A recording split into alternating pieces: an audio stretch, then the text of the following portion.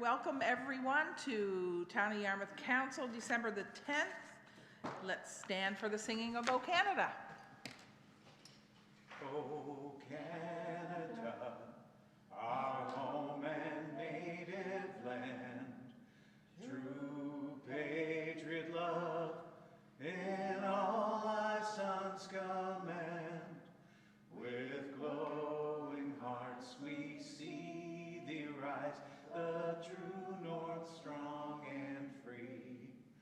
From far and wide, O Canada, we stand on guard for thee.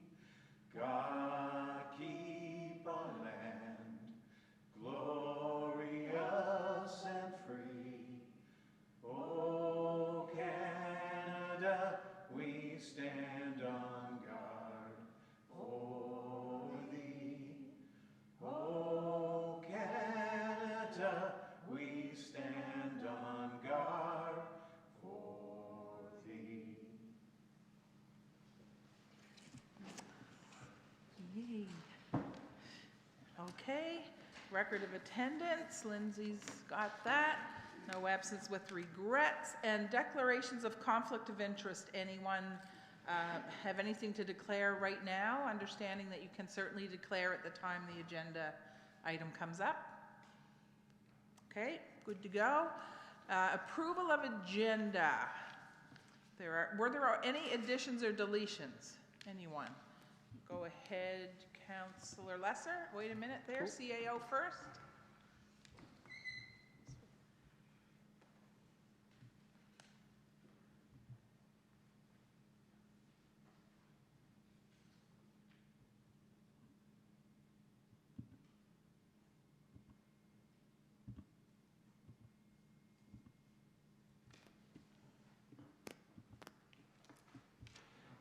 Your Worship, could I add Chestnut and Summer Street parking, I guess? Okay, we'll put parking under 13, under additions 13C. Thank you, CAO. It's been 8 years and 2 months, and I still have not figured out that system. There's still time. There's still time. Thank you, Councillor Lesser. Any more additions?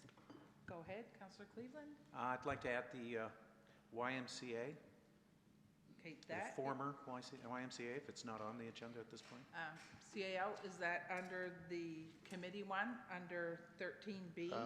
No, Your Worship. Okay, so let's just put that as separate anyway. Maybe that'll come up at the same time. Thank you, Councillor.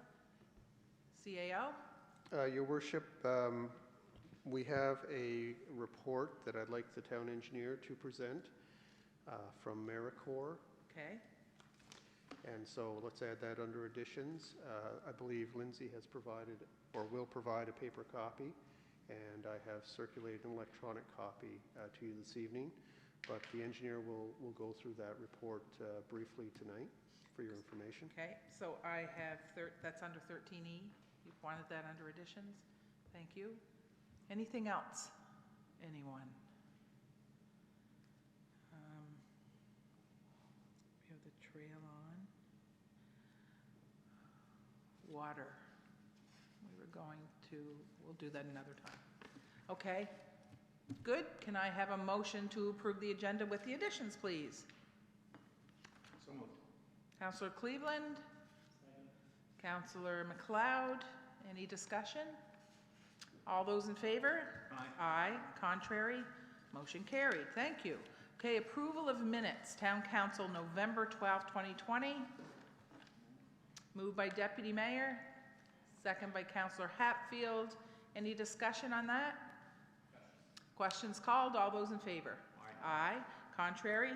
Motion carried. And we have approval of Committee of the Whole, November 25th, please. Councillor Hatfield? Second. Councillor Cleveland? Any discussion? Questions called. All those in favor? Aye. Contrary? Motion carried. Okay, business arising. There's no presentation at this time. So under business arising, we have 38 Vancouver Street, the second reading. Let me just bring that up.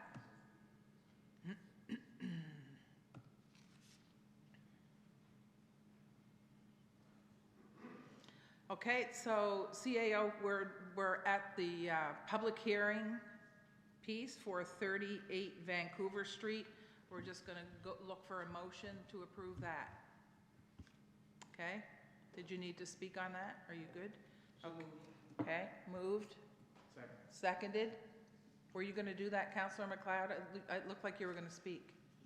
It has to be moved and seconded before we can speak, so if you have, did you want to? Oh, okay, all right. All right, moved and seconded. Any discussion? All those in favor? Aye. Contrary? Motion carried. I think we have people visiting us maybe virtually with regard to that one. So that one has just passed. Thank you. Okay, we have the council meetings bylaw, the second reading. I'm looking for a motion for that one.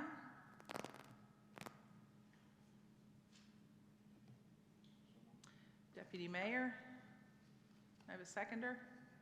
Councillor Hatfield. Okay, discussion. Anything there, folks? So I just, go Sorry, ahead, Your Worship, CAO. I was just going to comment on the amendment. This amendment is simply to permit electronic participation in our meetings. And so with that, there is a policy further on the agenda that kind of dovetails with that gives some details around how we would actually enact that provision of the bylaw. Okay. I did have somebody that couldn't attend this evening that sent some concerns around this, just a couple of things around.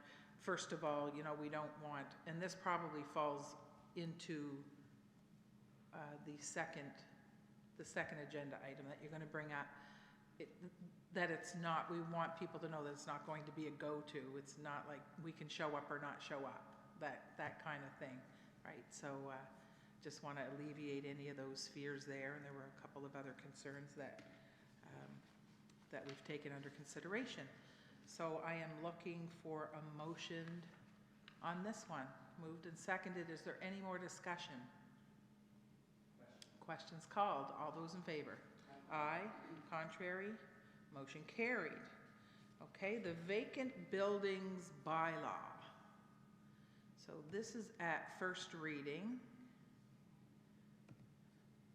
So, Your Worship, the council had some concerns about vacant buildings and how to deal with them, and some of the inadequacies of the of the way we have dealt with them in the past. And so Natalie, our Economic Development Officer, took this on and worked with her staff, worked with our solicitor to come up with a bylaw that's more robust and would give us a better tool to work with the owners of vacant buildings. And so tonight is first reading. This will require 2 readings, and so if first reading passes tonight, it will be advertised, or the public will be notified of council's intent to move forward with the bylaw amendment, and then in January it will come back on your agenda for second reading.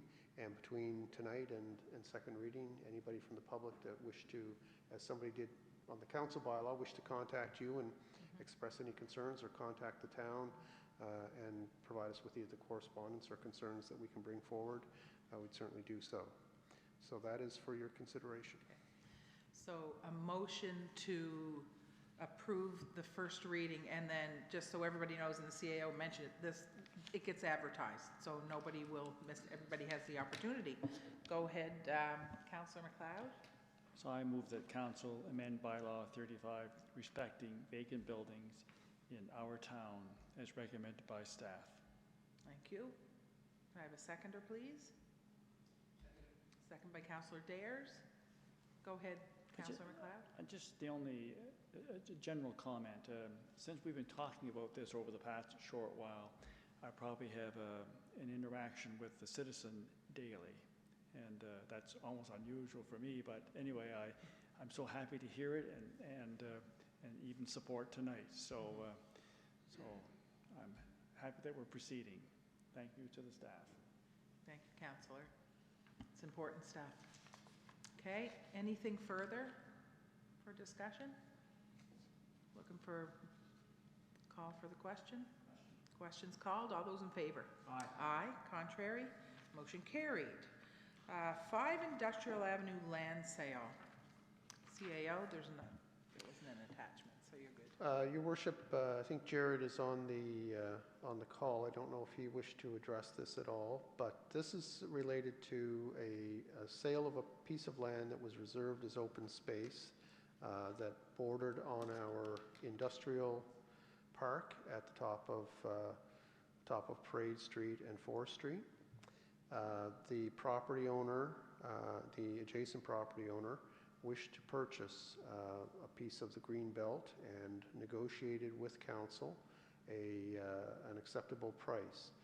In order to sell this land that was designated as open space, it was required to be advertised to the public and then approved by council in order to proceed with the sale.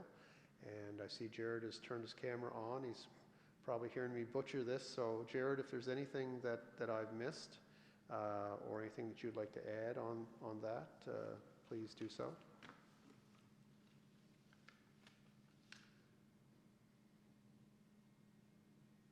Go ahead, Jared. Are you okay? You don't need to say anything?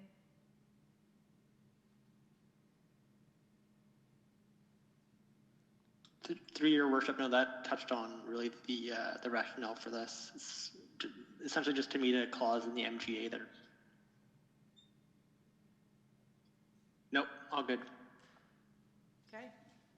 Okay, so your worship, a motion to proceed with the sale would be in order. Okay. Can I have that motion to get it on the floor for discussion? Deputy Mayor? Second, do you want to second it? Councillor Hatfield? Okay, go ahead.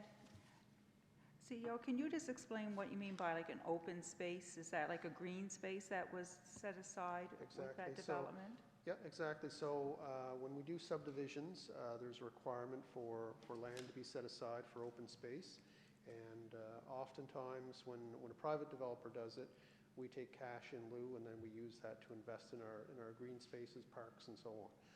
In this case, I don't know the history. It preceded me by many years, but there was an industrial park area developed at the top of Parade along Haley Road. And along Haley Road, it's all just sort of natural. It's never been manicured or anything, but it's a green space. It's a green buffer between what was envisioned as an light industrial park and what was envisioned as possibly residential development. And so the residential development hasn't occurred up in that area so much, and the light industrial is very light. And council was approached by the adjacent property owner to see if we'd be willing to sell that green buffer in order to allow for further development. Given the council weighed it out and felt that they could sacrifice that green strip for this purpose in that section of it. So by open space just simply mean just that natural open space. Does that buffer go from the present industrial area out to the Haley Road? Right out to Haley Road, yes. So the property owner will have a corner lot of greater size that will have frontage both on, I get this right, Industry Avenue and Haley Road. And so fairly high profile, good location, and I believe he has plans to develop an additional building on the site. Okay, thank you. Thank you, Councillor. Go ahead, Councillor Cleveland. Just for clarity, that area, that green space, it's just a piece of the green space, because really the green space itself is a strip that runs from the Haley Road all the way back to Forest Street. It's a fairly large strip of green space. He's just looking for a piece of that, right? Right. So the piece he's interested in is the piece that his property abuts, and so we would extend his southern property line out to the street, and from his southern property line to the corner is the portion we'd be selling. Thank you. Good. Okay, anything further before I call for the question? Are we good? Okay, questions called. All those in favor? Aye. Contrary? Motion carried, thank you. Okay, under new business, we are at 10A, electronic meeting policy. Do you want to take that one there, CAO? So, Your Worship, this is a crack at taking putting some rules around how we would actually do virtual meetings or virtual participation in meetings. And I think I mentioned to council in the past, my worst nightmare I have is I'm sitting here at the table with 7 screens and we're having a meeting. Well, that's not the intent of this, and I think that was maybe what Your Worship, what you were referring to earlier. The purpose of the policy or the electronic participation, it's kind of outlined in 1.1. It's you're away on council-related business, you have health reasons why you can't physically attend, or perhaps weather. And sometimes we do get bad weather on a council night, and it might be desirable if we had a storm forecast to have a meeting, but have it in all or partly online, virtual participation. So those are all legitimate reasons. There's a lot of detail in here about how we might go about having these quasi or fully electronic meetings. I ask you to keep an open mind, because as we go through and learn as we do this, there may be parts in this policy that need to be amended. I should say that electronic participation means either by phone or by computer. So you don't necessarily have to have a computer with a camera in order to participate from a distance. So just a standard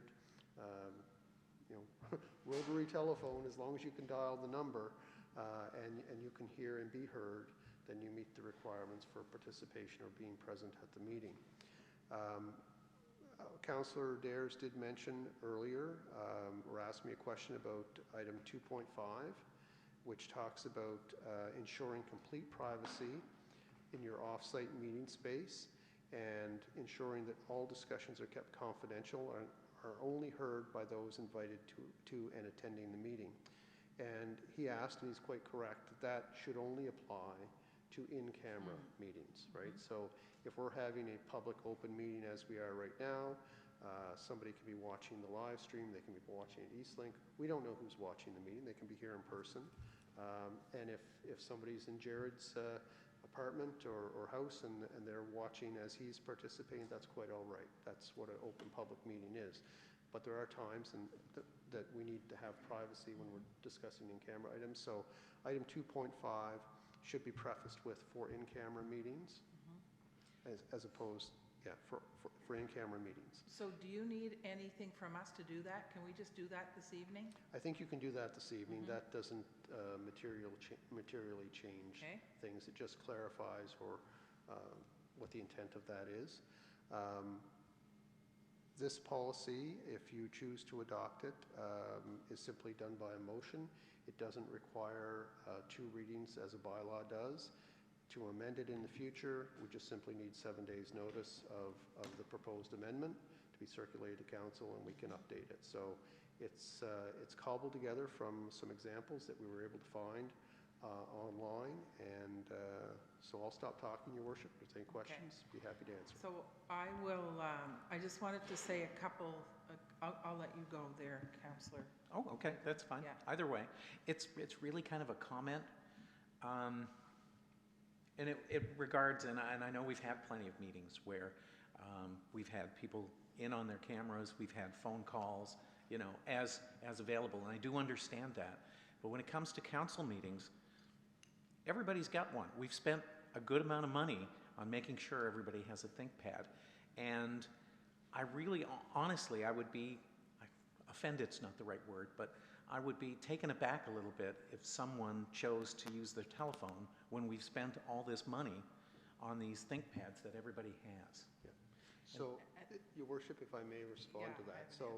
So at the beginning of this policy, and I agree with Councillor Cleveland, at the beginning of the policy it says that it applies to council and committee meetings. And one of the questions I was asked is, does that mean we're going to provide all of our volunteers on our committees with the equipment to be able to do that? And so my point was really geared towards people other than than you who've been provided with very good equipment to be able to provide the best meeting experiences, that as long as somebody can access a telephone, then they can participate, and if they need to or choose to, for the reasons outlined here, to join a meeting virtually, then a telephone is not ideal. A camera's always better. But again, if you have this type of phone, then you have a camera, you have the full meal deal. But if you just simply have your old trusty rotary phone, you still can participate in a virtual meeting. Yeah. The other thing, when you said that, I immediately thought, one of the questions someone had asked me, if I can bring up the question here, was around vacations and things like that, and that, if you're on vacation, you're on vacation, you need time away, that's true. But if you did want to hook in and you're at a cottage or something like that, so we are really fortunate here in the town that we have internet.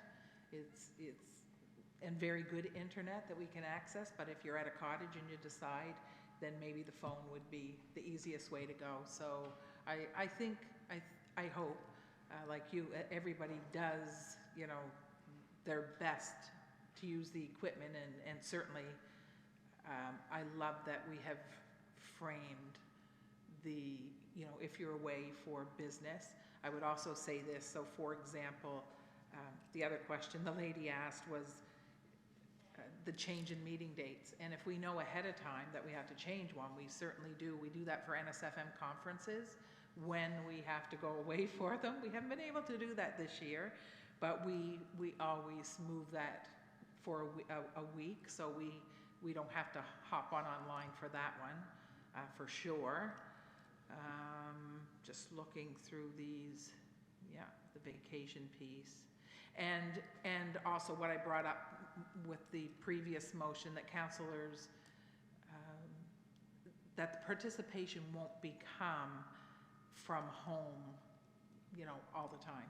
And that was answered by those 3 points, that we are here as we are permitted, and thank goodness our CAO is keeping really close watch on COVID, and, would send staff and us home as soon as it, was deemed unsafe. So all those concerns that were put forward by this individual have certainly been answered in the policy. It's great. Thank you. Councillor Dares? Yeah, thank you, Worship. I just, for explanation to the public, so that they're aware, those that haven't read the policy, it clearly states that the conditions under which you can join electronically would be away on council-related business, for health reasons, or for weather. And so I think that limits any possibility of abuse. Absolutely. Thank you, Councillor. Okay, so are there any more comments? So the motion is to move this forward, to accept this. Did we make the motion? No. Lindsay? We didn't? No. Okay. Councillor Cleveland, second by Deputy. Go ahead, Councillor MacLeod. Was there a change in, as Heather suggested, in 2.5 in the wording? Okay. So that's included in the motion? Perfect. So how do we need a motion to make that difference? So, Your Worship, I had suggested that prior to the motion being made, Okay. so I would assume that was included in the motion at this point. So, All right. So 2.5 would be preceded by the words in-camera meetings. Thanks for the catch, Councillor Dares. Everybody good with that? Yep. All right, so the motion as moved and seconded would be with that change. Okay, any further discussion before the vote? Questions called, all those in favor? Aye. Aye, contrary, motion carried, thank you. Your Worship, if I Yes, may, and this is uncharted territory in a way, and so I asked at the beginning that we keep an open mind as we proceed with this in terms of whether it works or not, Yeah. and be quite open to adjusting it if we find that in some ways it doesn't quite meet our needs. So let's kind of keep this in the corner of our eye as we do hybrid or electronic means, and improve it if we can. Absolutely. Yeah, and in the meantime, I mean, if anybody's uncomfortable with anything, I bring it up right away, because it really is a quick change. Very, very simple. Thanks, everyone. Okay, town flag bylaw. Go ahead, CAO. Your worship, as we do regularly at our council meetings, we're reviewing all of our policies and bylaws. This month, it's the town flag bylaw, and there are no proposed amendments to the town flag bylaw, so it was good in 1998 and still good today, in my opinion. So, your worship, it would be appropriate just to accept the CAO's recommendation to maintain the town flag bylaw. Okay, I'm looking for that motion. Councillor Hatfield, Deputy Mayor, any discussion on this one, anyone? Questions called, all those in favor? Aye. Contrary, motion carried. David Oley honorarium. Okay, so go ahead, CAO. Your worship, David Oley is the town crier, and as you will know from your years, and others will know, who've seen Dave around the community doing his thing, and looking at this list, you know the impact of COVID. David's list is usually much longer than this. He's been a fixture in our town as the town crier for many years now, and does a fantastic job. So we do pay David an honorarium each year, and I don't see the amount here, and I think it is $1,000, but I will have to confirm that. But the motion I would look for is to pay David's honorarium as usual, or in the same amount as in 2019. Good. Councillor Cleveland? Hi. This is a no-brainer to me. It really is, and I half expected that there would be a little bit of pushback, but to me, he does a wonderful job. It's not his fault there was a pandemic. He's always available when asked, including at 3:45 in the morning this past week when we were doing dumping day. He certainly is worthy of that, and so I'd like to make that motion. Thank you. Second by Councillor McLeod. I agree. He's not only there when we need him, but he always just says reach out, and anything that's going on, he usually asks, would you like me to come? So it's pretty neat, and he does such an amazing job. So any discussion on that motion? Councillor Dares? Just a quick question. I'm wondering when was the last time he was provided with a new uniform? I don't know. Go ahead. Yeah, I can't answer specifically the when. We can look that up, but David has come to us on a couple of occasions since he's been the crier. I know initially when he was first developing his outfit, and not so many years ago he came and asked for some funding to do a refresh on some of the pieces. So when he has wanted that, he's come and asked, but I can find the answer for you. Okay. About 3 years ago. Yeah. Did you want him to find out, or are you good with? Yeah. Yeah. It's good to hear that we do that. Okay. Any more discussion? Questions called? All those in favor? Aye. Contrary? Motion carried. Request for decision, pension transfer to PSSP. I would like to call on one of council to repeat what we heard yesterday. I guess it'll be the CAO. Well, thank you, Your Worship. And so if you'd like me to go through the slide deck, no? Okay. So It's you know what, we're joking, but it is so good that we have the experts to take care of those types of things, which is what we need to do, right? And they are excellent. Yeah. Excellent. So, Your Worship, you're referring to our pension consultants, Eckler. They gave us an update on our pension plan and this transfer process last evening. The slide deck that was presented to council is attached to the request for decision, I believe. Is that right, Lindsay? No, it's not attached, but it will be attached for the public to be able to review those slides. So Essentially, for the last 2.5 years, the Town of Yarmouth has been investigating the possible transfer of our Town of Yarmouth defined benefit pension plan into the provincial public sector superannuation plan. That was made possible by an act of the legislature in 2016 when they opened the public sector pension up to virtually all municipalities and many, many public entities. 2 years prior to that, they had opened it up to universities. And on their website, there's a long list of public sector entities that have now consolidated into the PSSP. The reason is simple. Size matters in terms of the investment opportunities that are available and the amount of attention that's being paid to the pension. The PSSP has full-time staff working on full-time the benefits and protecting the benefits of the members. We run a pension plan. We've run a pension plan for 40 years with the Town of Yarmouth. The fund is about a $13 million fund, and we do it kind of on the corner of our desk with the help of consultants. And we are one of many of their clients. And so it's a risk. There's a risk involved with managing investments and managing the financial futures of 90 of our current or former employees that makes us a bit uncomfortable when we consider what's at stake. So when we saw the opportunity to potentially consolidate with the PSSP, we began with our pension consultants looking at the opportunity, looking at the feasibility, and considering the pros and cons. Earlier this year, we had meetings with our staff, so they understood the opportunity and the pros and cons of it. And we had, as I say, several sessions, and there was some mail-out information that went out.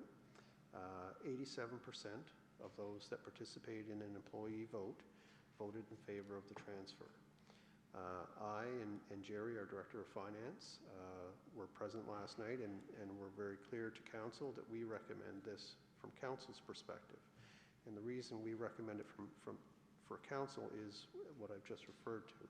There's a lot at stake, there's a lot at risk, and it's a risk that is not core to our operation. We do things like pick up garbage, pave streets and provide recreation services and so on. Managing pension plans requires a level of expertise that we don't have in-house, and we rely on outside experts anyway. By doing this, we outsource the risk. We go from a situation where the Town of Yarmouth is the bearer of the risk of the Town of Yarmouth pension plan.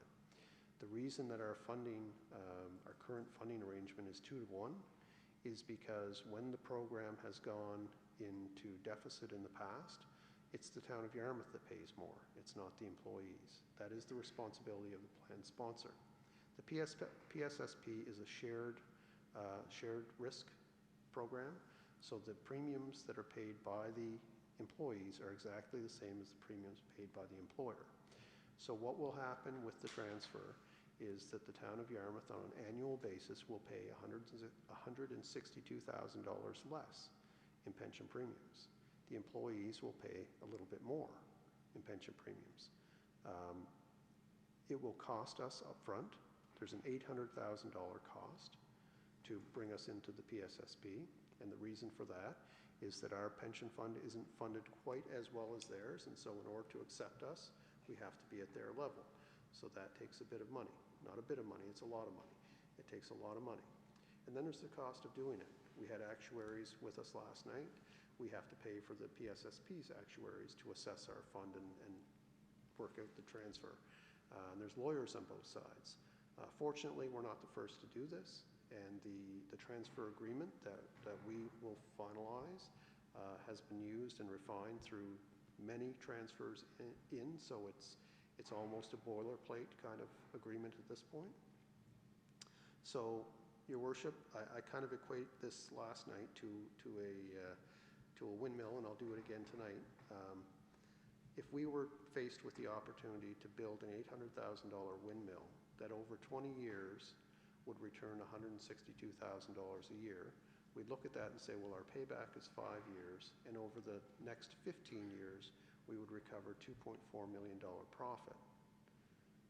it would be a fairly, I think, a fairly easy financial decision. That is the same kind of financial decision you're being asked to make here. The difference is that there's also a great risk associated with not building that windmill, and that is something with the pension plan that makes it a little more compelling.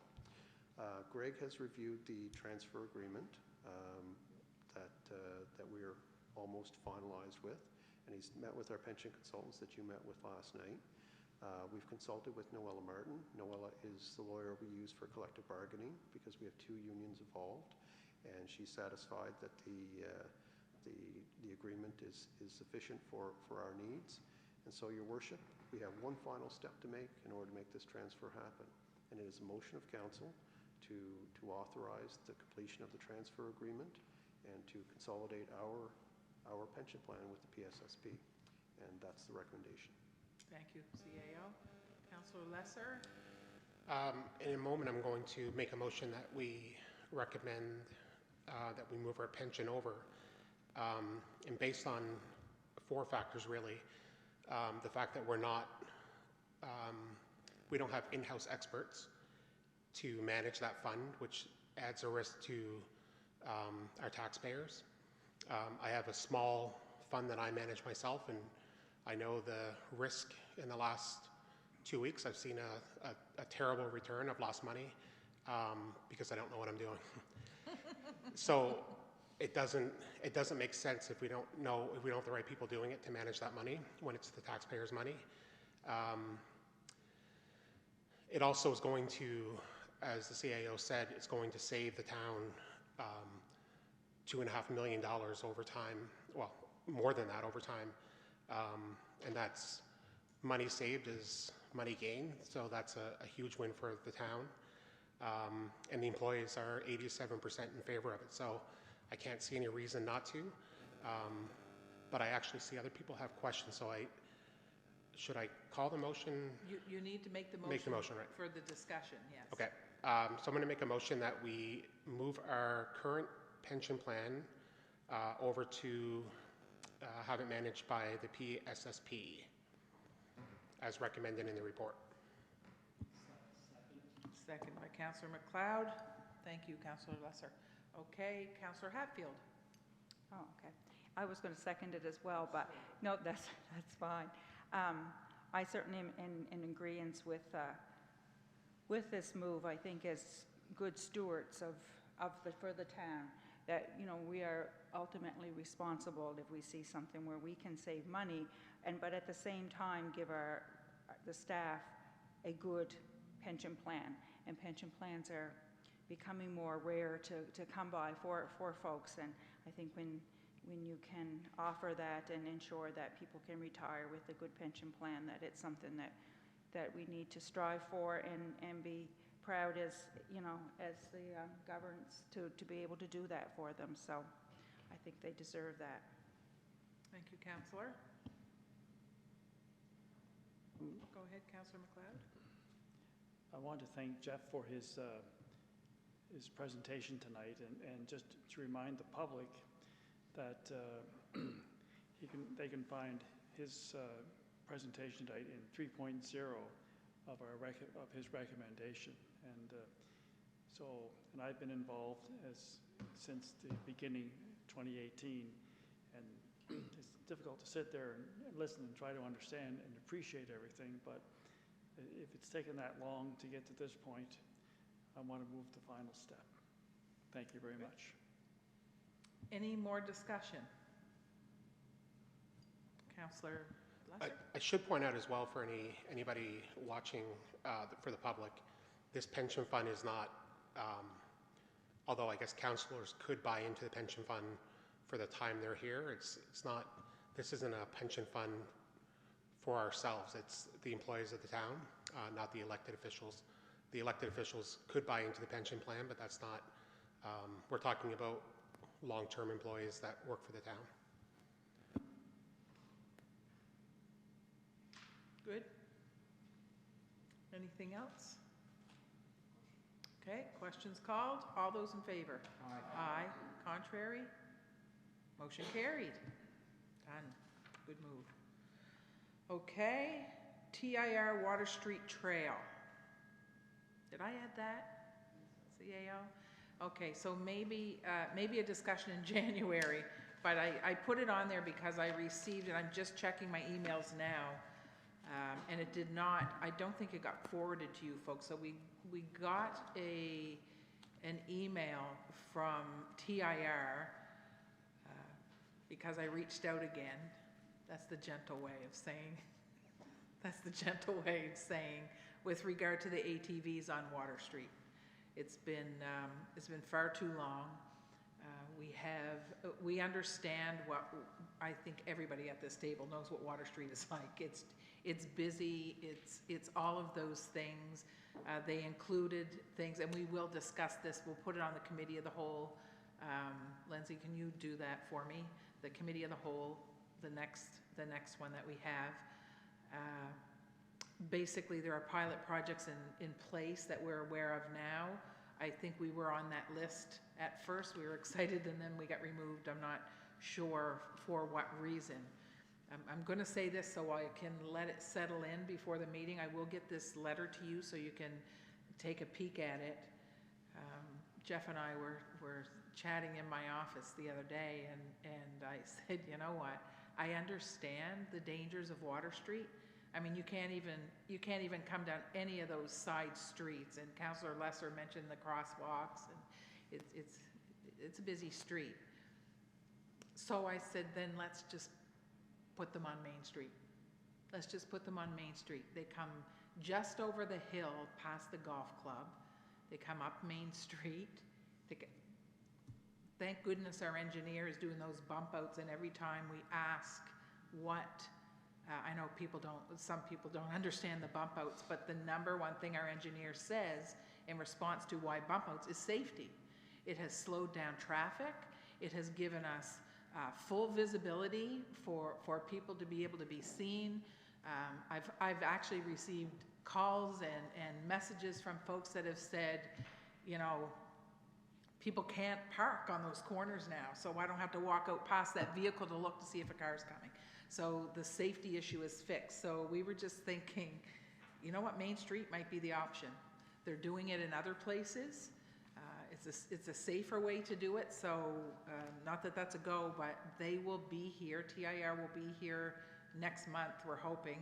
We're not sure right now because of COVID. They were supposed to be here actually tomorrow, and they had to cancel that because they're from Halifax. So as soon as they get here, we will have that conversation, but we need to do something. And the bottom line, at least in my estimation, is that we are losing a lot of economics,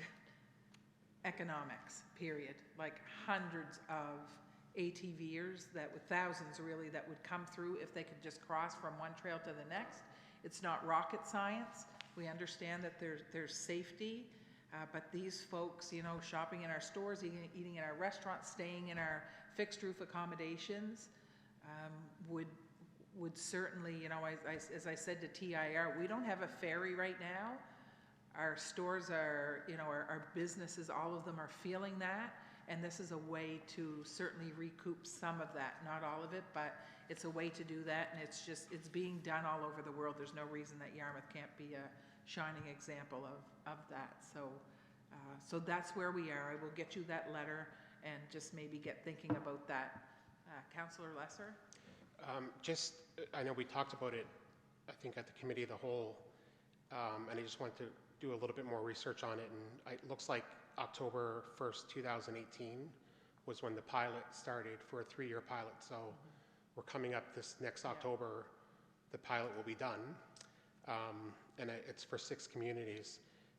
The transport minister at the time, Lloyd Hines, who's currently the transport minister, actually had a quote saying, he said, the pilot project's long overdue and Nova Scotia's lagging behind when it comes to taking advantage of the economic benefits that happen when ATVs are given access to the roads. So it sounds like we have people in place.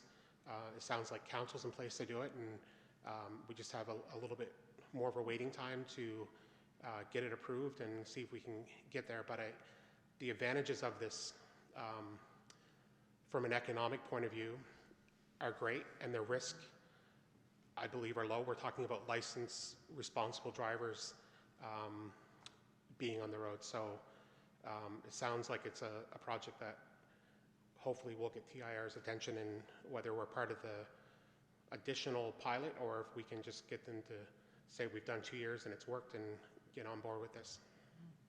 Thank you. I say if we can put those bicycles with the motors on Main Street, and deer, right? If deer can roam Main Street, then certainly we can do this in a safe manner, because it is, as you said, Councillor, it's about licensed, insured, responsible adults. So I will get that to you, and we'll have some really good discussion on it. I'd love to see it by summer. I really would. October leaves out a whole other season, so. All right, request for decision, citizen appointments to Accessibility Advisory Committee.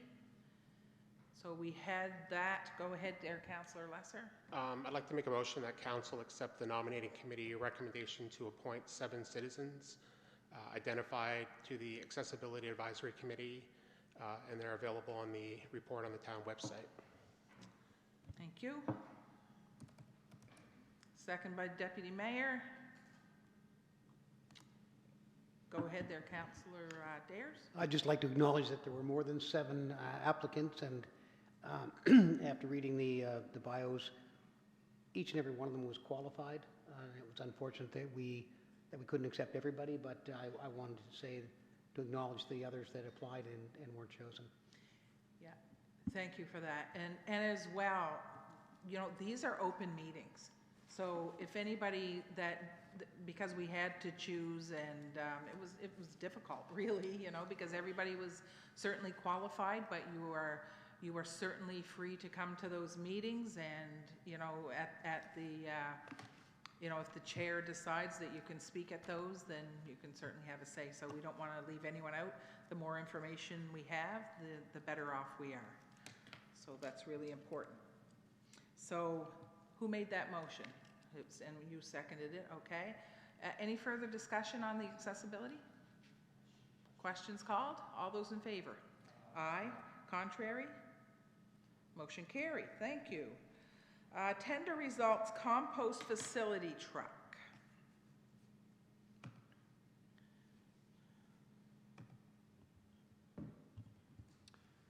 Your Worship, there's an attached memo from the Manager of Public Works. Tender to purchase a 1.5-ton single-axle truck with a dump box for the Yarmouth compost facility. Was advertised on the provincial procurement site. Closing day of November 26th. This will replace a 2005 truck, which has exceeded its service life. 3 responses were received, and the results are summarized in the manager's report.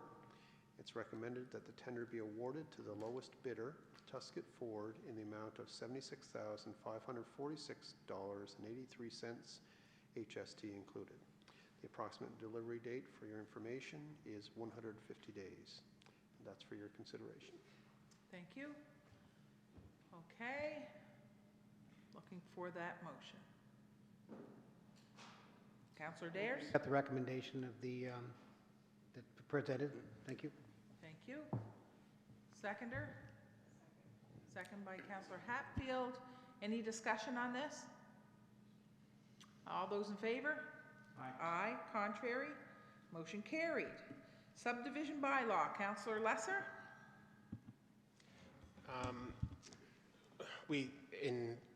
I guess it was the committee of the whole, in a conversation around sidewalks, I guess the conversation evolved to finding out that some places and subdivisions have no sidewalks and some have sidewalks. And this was new to me, but I think the reason being is that if the current bylaw for subdivisions requires the developer to put the infrastructure in, like sidewalks and curbs, the old bylaw, or like there wasn't a bylaw, but before that, that wasn't a requirement. So some of the subdivisions that have been added onto have better infrastructure than other spots. Those were paid for, obviously, by by the residents and when they purchase their houses. But having said that, I was thinking that is the current bylaw with having to add that extra infrastructure for the developer possibly preventing further development?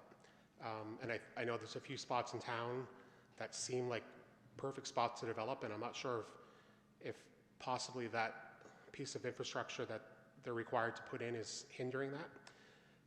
And I don't know that. So what I'd like to do is make a motion that the current council seems eager for property development, and given that subdivisions can be expensive for the developer with our current bylaw requiring them to put in the infrastructure such as sidewalks, I would like to ask our town engineer and staff to look at what other mid-sized towns do in regards to the current subdivision bylaw.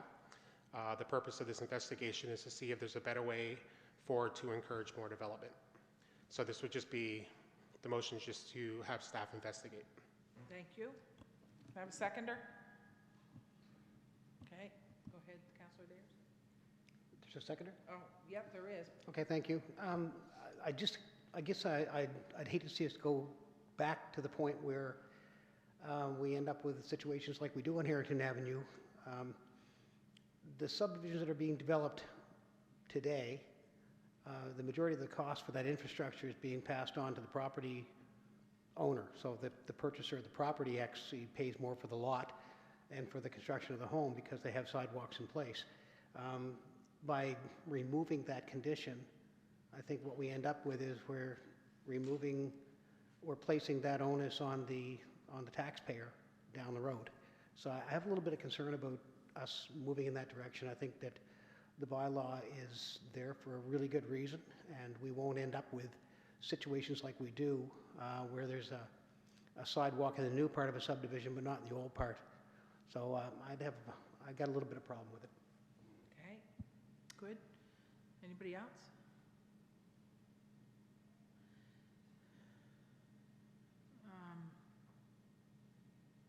I'd like to hear more about that piece.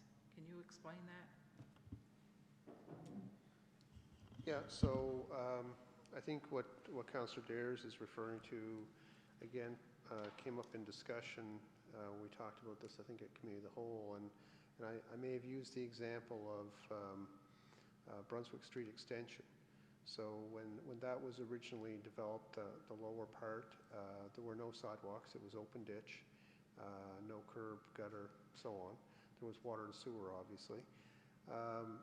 But after the homes are built and developed and people are living there, after a while, people want sidewalks. And so who pays for it at that point? Well, it's not, though it's not built into the price of those adjacent homes, it comes to the general taxpayer.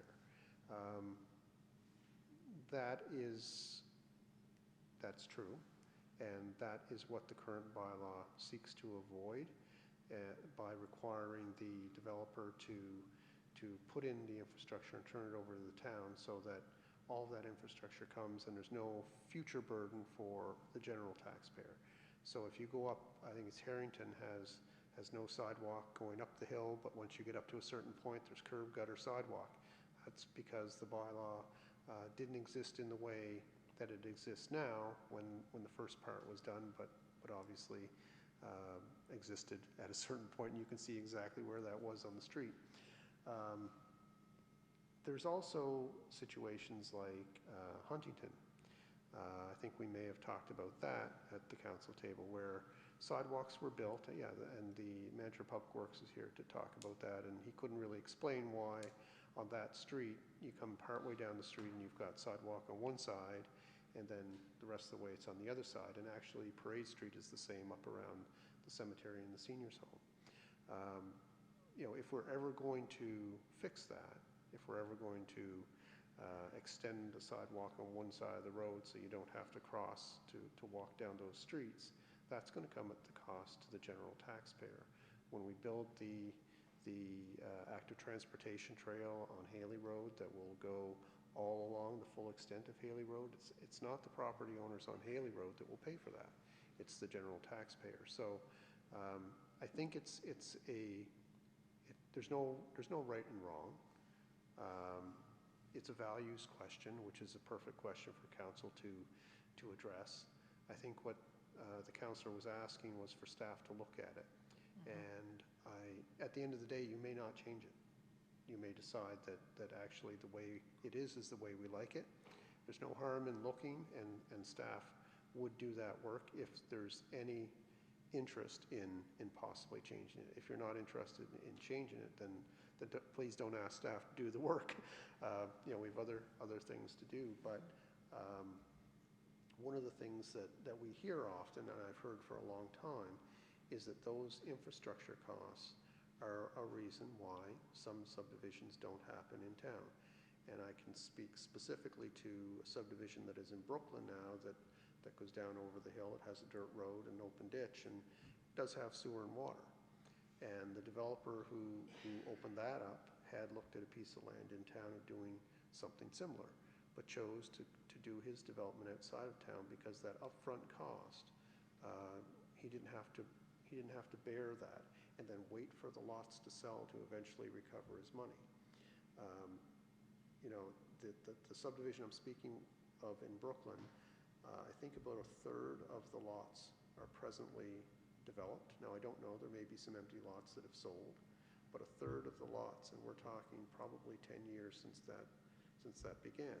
So developing subdivisions for residential development in this area it's not like some of the bigger markets where as soon as you put up a couple show homes and put in the infrastructure, things sell very rapidly.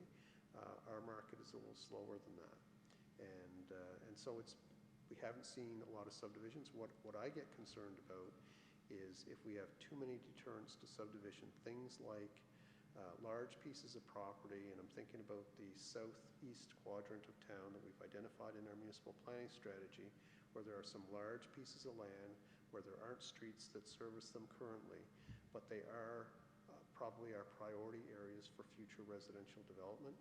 If we don't have developers buy those large pieces, thinking about multiple homes, you get somebody buy the large piece and put a house right in the middle of it, have vast lawns around them, and you lose the efficiency of maximizing the benefit of your infrastructure, because now instead of serving a subdivision, you're serving one house.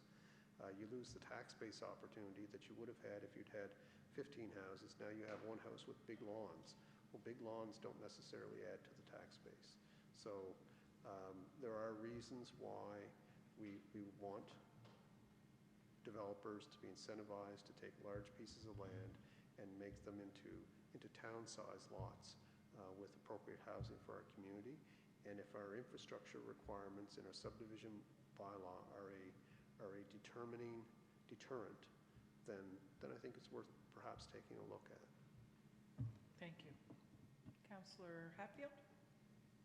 Yeah, I just want to say that I as well have concerns about removing those conditions that are presently in place, but at the same time recognize that they may be a deterrent to development, and certainly that's one of our things that we would like to see. So I think, as Councillor Lester said, it would be interesting just to see what other places do. They may do exactly what we do. They may do something different.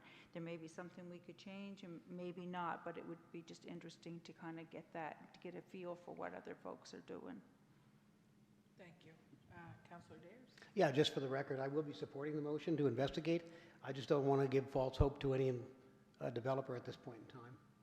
Yeah, your question just helped me understand a whole lot more. That's why I wanted to, it's I don't know what the words you use, CAO, but it's that, almost that values measure too for council. So when Councillor Dares said what he said, which is why you throw everything on the table, right?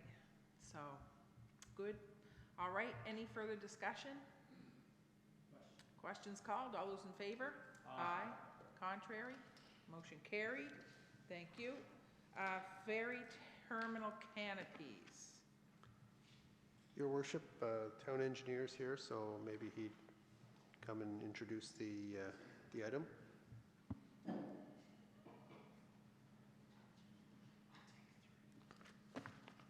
Welcome to our engineer. Thank you. So, canopies. In our ferry terminal program, it's a $9 million program, we have new booths for both Bay Ferries and CBSA, and part of that is new canopies. And believe it or not, the budget for that is, in the estimate, is towards $1 million. Oh, my God. So what's a canopy? It's like any gas station you see on Stars Road. It's island, columns, structure, roof, lights, protects you from the weather. So in our toolkit in any construction project, it's called a change order. It's a procurement tool. I think it's worthwhile to do an example. If I was on Main Street, which we were, and underground we find a surprise, concrete structure, duct bank, pipe, rock, we don't stop the contract, start a new procurement to get prices to remove that rock.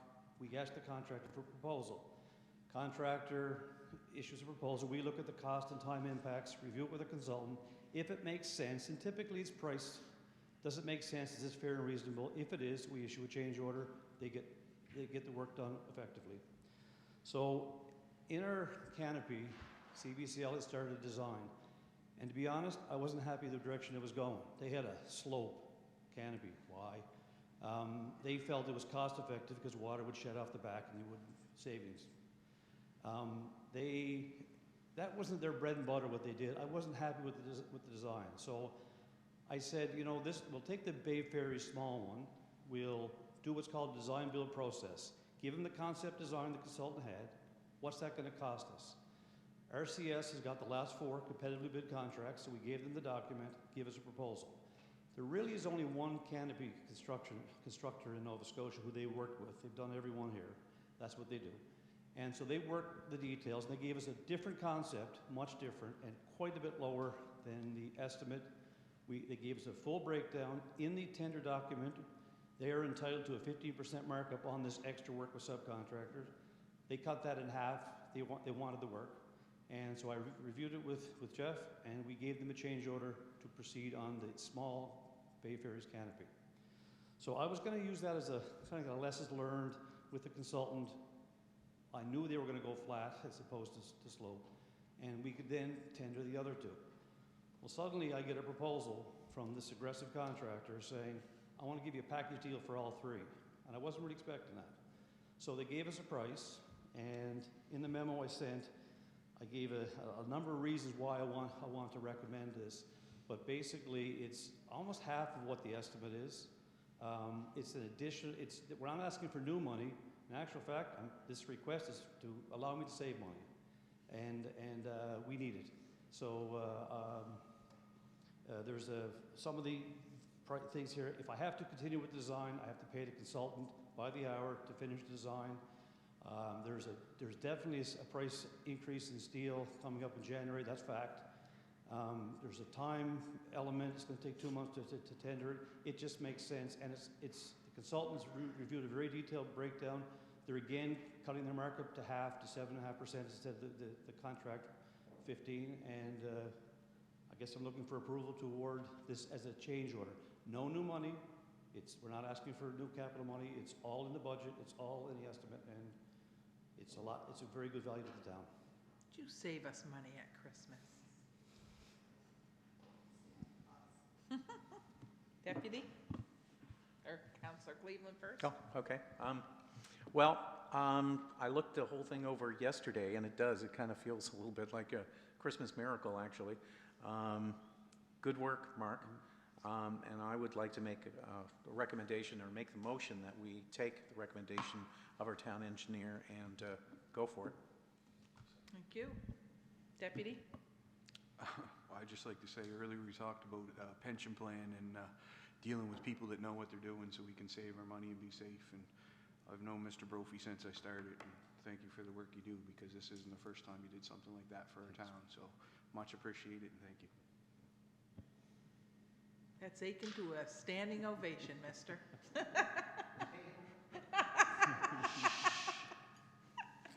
Okay, so it's been moved and seconded. Any more discussion except to say thank you? All those in favor? Aye. Aye. Contrary? Motion carried. Thank you. Thank you very much.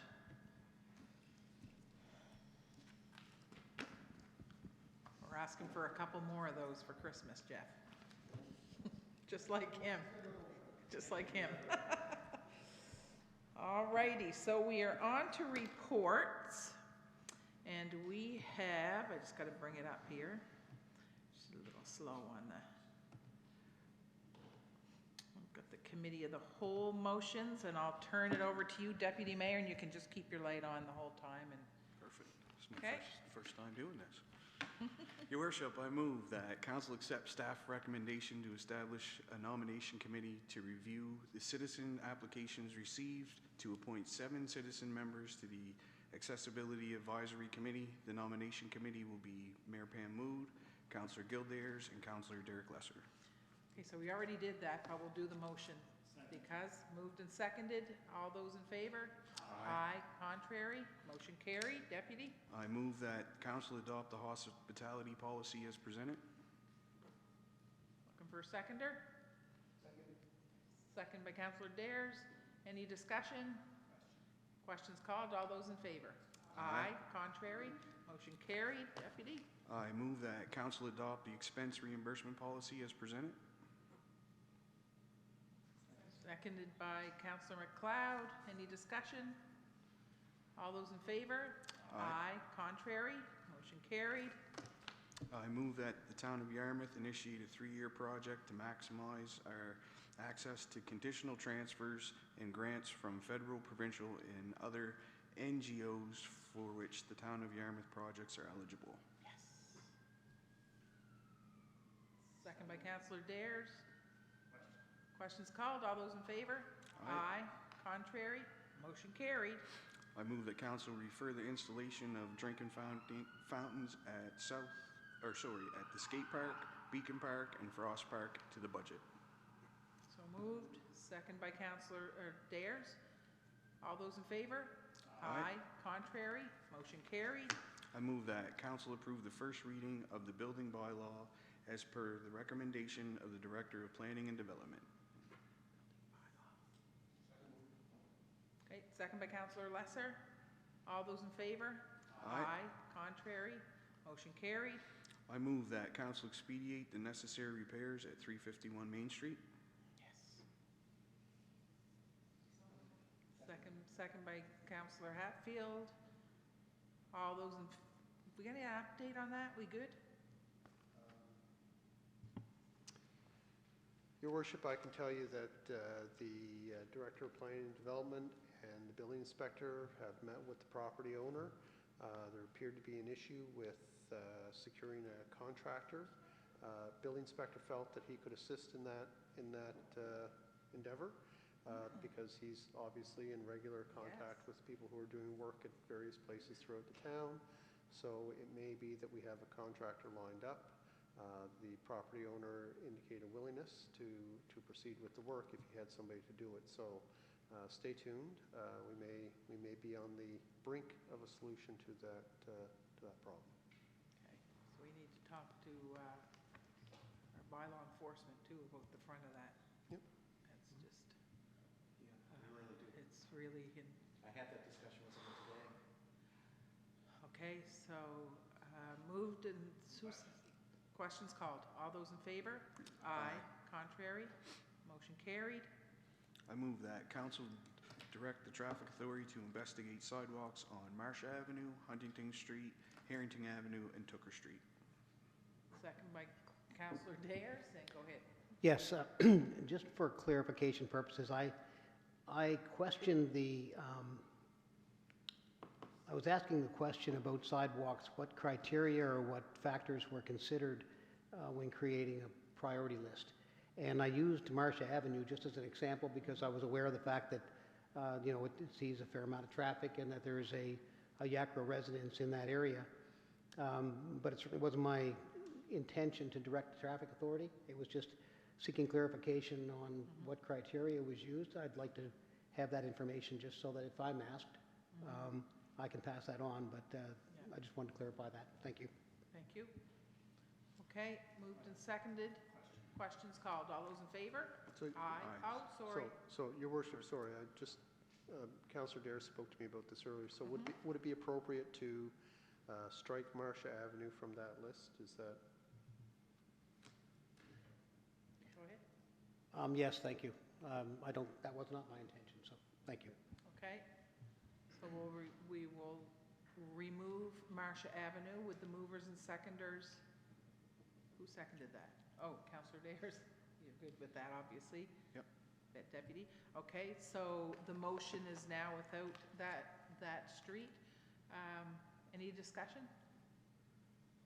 Questions called? All those in favor? Aye. Contrary? Motion carried. I move that council allocate $2,000 to the Regional Fishery Ad Hoc Committee for communication to support for the next 3 months. Second by Councillor Lesser. Questions called? All those in favor? Aye. Contrary? Motion carried. I move that council reappoint Diane Adams to as the Town of Yarmouth rep on the board of the Western Regional Housing Authority. Second by Councillor Hatfield. Any discussion? We get a letter out to her, right, Lindsay? Is that what we must do, I guess? Go ahead. Yeah, I think we notify the Housing Authority and we notify Right on. Okay. Diana as well. Good, thank you. Okay, moved and seconded. Questions called. All those in favor? Aye. Contrary? Motion carried. Deputy? I move that council refer wayfinding signage for the Yarmouth Dog Park to staff for recommendation and send a letter to the association on the update. Moved and seconded. Discussion? All those in favor? Aye. Contrary? Motion carried. I move that council refer consideration of financial assistance to the tourism sector to budget and continue to monitor the situation. Moved and seconded by Councillor McLeod. Any discussion on that one? All those in favor? Aye. Contrary? Motion carried. I move that council direct staff to investigate the necessary steps to perform a deer population study. Moved and seconded. I'm just going to say this. We had a little bit of a discussion. It's a how did you phrase that, Jeff? It's a town issue. Yeah. Did you So wanna- yeah. So as one of our staff, actually, our co-op student in engineering, did a little bit of sort of a scan about what's going on with deer across the country, and it's pretty obvious that two things are pretty obvious. One of them is that it's an urban area issue, Yeah. and it's an urban area issue all across North America. Not in every town, but in a lot of towns. And the second thing is there is not a clear solution. There's lots of stories, lots of media reports about communities trying one thing or another. There was, with the information Mark sent me, there was one community that undertook with great fanfare an urban hunt, and later story was the urban hunt was successful, but there's still a lot of deer in the areas that they weren't hunting, and those deer aren't moving into the area where the hunting was going on. So there's some areas where it's just not practical to hunt within a town, as you can imagine. So that was a partial solution, not a full solution, and other things just simply aren't working. The other part of this is, if this was a deer problem in Hebron, Natural Resources, Department of Lands and Forests, it would be their responsibility. It would be on their plate to deal with that.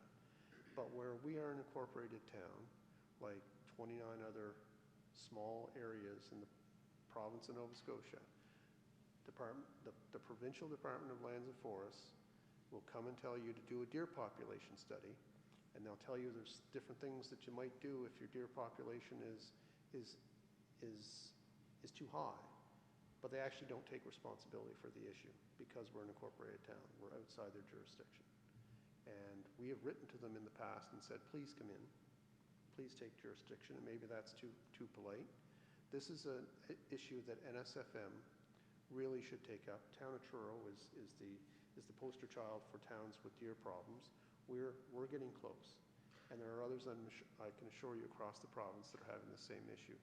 And one of the problems we have is that the expertise that resides within the Department of lands and forests, or natural resources, whatever they're going by, isn't available to us other than to come and make presentations and tell us what to do. They're not stepping in and actually taking action. And our taxpayers within the town of Yarmouth pay the same rates as the taxpayers out in the rest of the province when it comes to your provincial taxes, and yet you get a different level of service. And I think that's an NSFM issue. It is not, we're not going to solve this one. Our town staff don't have the expertise and the resources to solve this. We're not going to come up with a great new creative idea. What we need is the people with some expertise and the resources that the taxpayers are paying for to come in and help us with this. So, I mean, the motion can go through and we can do the deer population study, but I would like also to see a motion that I want to say that we refer it to NSFM, but in particular, Wade, the town's caucus, right? Yes. I can tell you that I meet regularly with the mayors of the towns and the cities from throughout the province, and it's an issue. It's an issue everywhere. So are the roads. Somebody's trying to kill the towns. We're not going down. Go ahead there, Deputy. Yeah, I just wanted to say that, just so the public knows that are watching, we know there's deer here. This isn't we're doing a study to see it. This is so we can move forward with other provincial partners. So when they say there's deer here, we can say these are the numbers on paper, not that anyone at this table or anywhere in Yarmouth would think that we had to do a study to know that. But this just gives the information so when we're actually trying to do it, that, it shows. So. So the numbers are probably going to be helpful if we can. Big time, yeah. Might be helpful. Go ahead, Councillor Hatfield.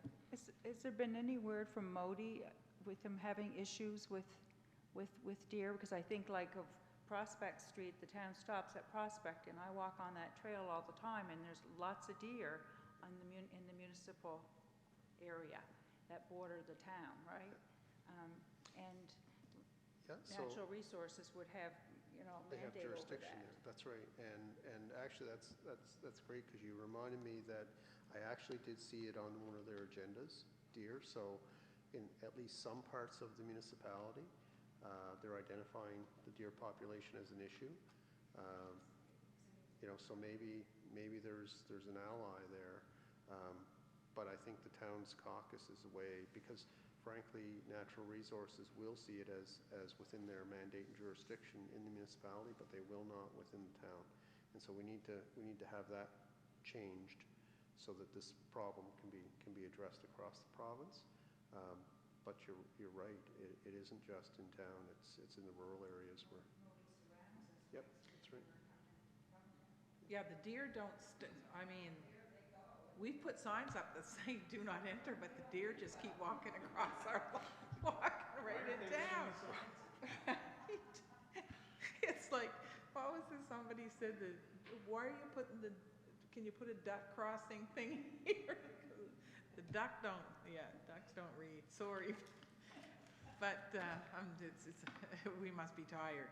So the motion in front of us is to just see what the steps are to do a deer population study, and I'm okay with that. I'm okay with that. I'm just going to be looking for a motion after to officially get this to Town's Caucus. So any more discussion on the motion in front of us? Questions called. All those in favor? Aye. Contrary? Motion carried. Deputy, can we hang on 1 second? Sure. Is it appropriate? It's appropriate now. I can't tell you to make a motion, but I'm asking if somebody would make that motion. Councillor Davis? Yeah, I'd move that we refer this issue to the town caucus of NSFM. Thank you. Seconder? Second by Councillor Cleveland. Oh, good, it's coming your way. It's coming to you. All those in favor? Aye. Contrary? Motion carried. Thank you. Go ahead, Deputy. Perfect. I move that council request the size of the Mariner Center Expansion Committee be increased by 1 member for each municipal unit. So moved. Second by Councillor Dares. Discussion? Questions called. All those in favor? Aye. Contrary? Motion carried. Deputy? I move that council amend section 5.4B and C, the committee of council policy that changes the committee of the whole meeting date from the 4th Thursday at 3:30. Okay. Seconder? Second. Second by Councillor Cleveland, so we're all good with that, so that as of the next committee of the whole, if this passes, it will be on the Thursday instead of the Wednesday. Okay? We good with that? All right?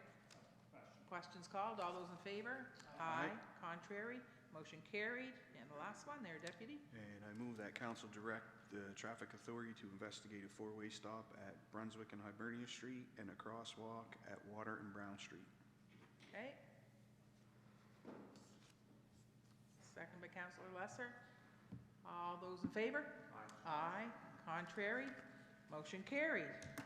Thank you, Deputy. Good job. We're going to ask you to do that every month. That's a lot of business, you know. I have to say that. That's a lot of business we covered in that committee of the whole. So thanks for that, everyone. Okay, citizen advisory committees, and that would be you, Councillor McLeod. Thank you, Your Worship. It looks like there's 5 items I'm going to read them all as one.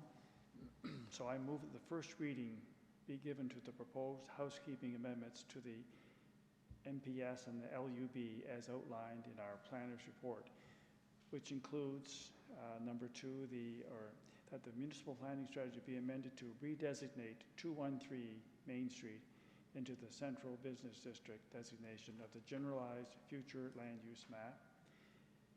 That the land use bylaw be amended to rezone 17/19 Seminary Street from low-density residential, that is R1, to medium-density residential, R2. That the amendments to the municipal planning strategy and land use bylaw be updated prior to the first reading to reflect minor appropriate updates for a housekeeping review based on public comment. All this resulting in a staff be authorized to schedule a public hearing. Thank you, Your Worship. Thank you. That requires a seconder, does it not? Yes. Moved and seconded. Any discussion? All those in favor?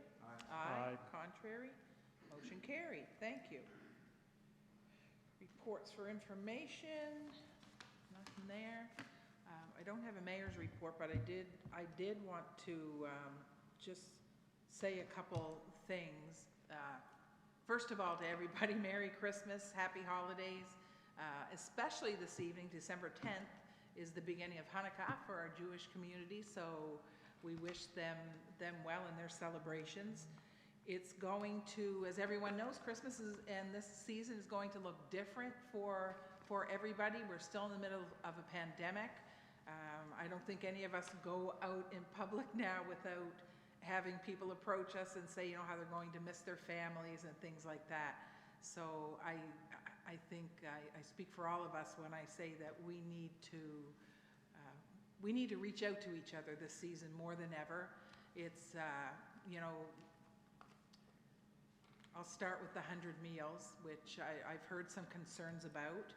When we started the 100 meal program 3 years ago, I think everybody knows how it started. I just had 3 or 4 calls within a couple days of folks that, you know, they could pay their power bill, or they could eat, or they could buy their medication, or they could, you know, they just couldn't do everything, you know, buy Christmas gifts for their children or put food on the table. And, you know, we can't fix that at this table, but the ability to provide one meal, one hot meal a day.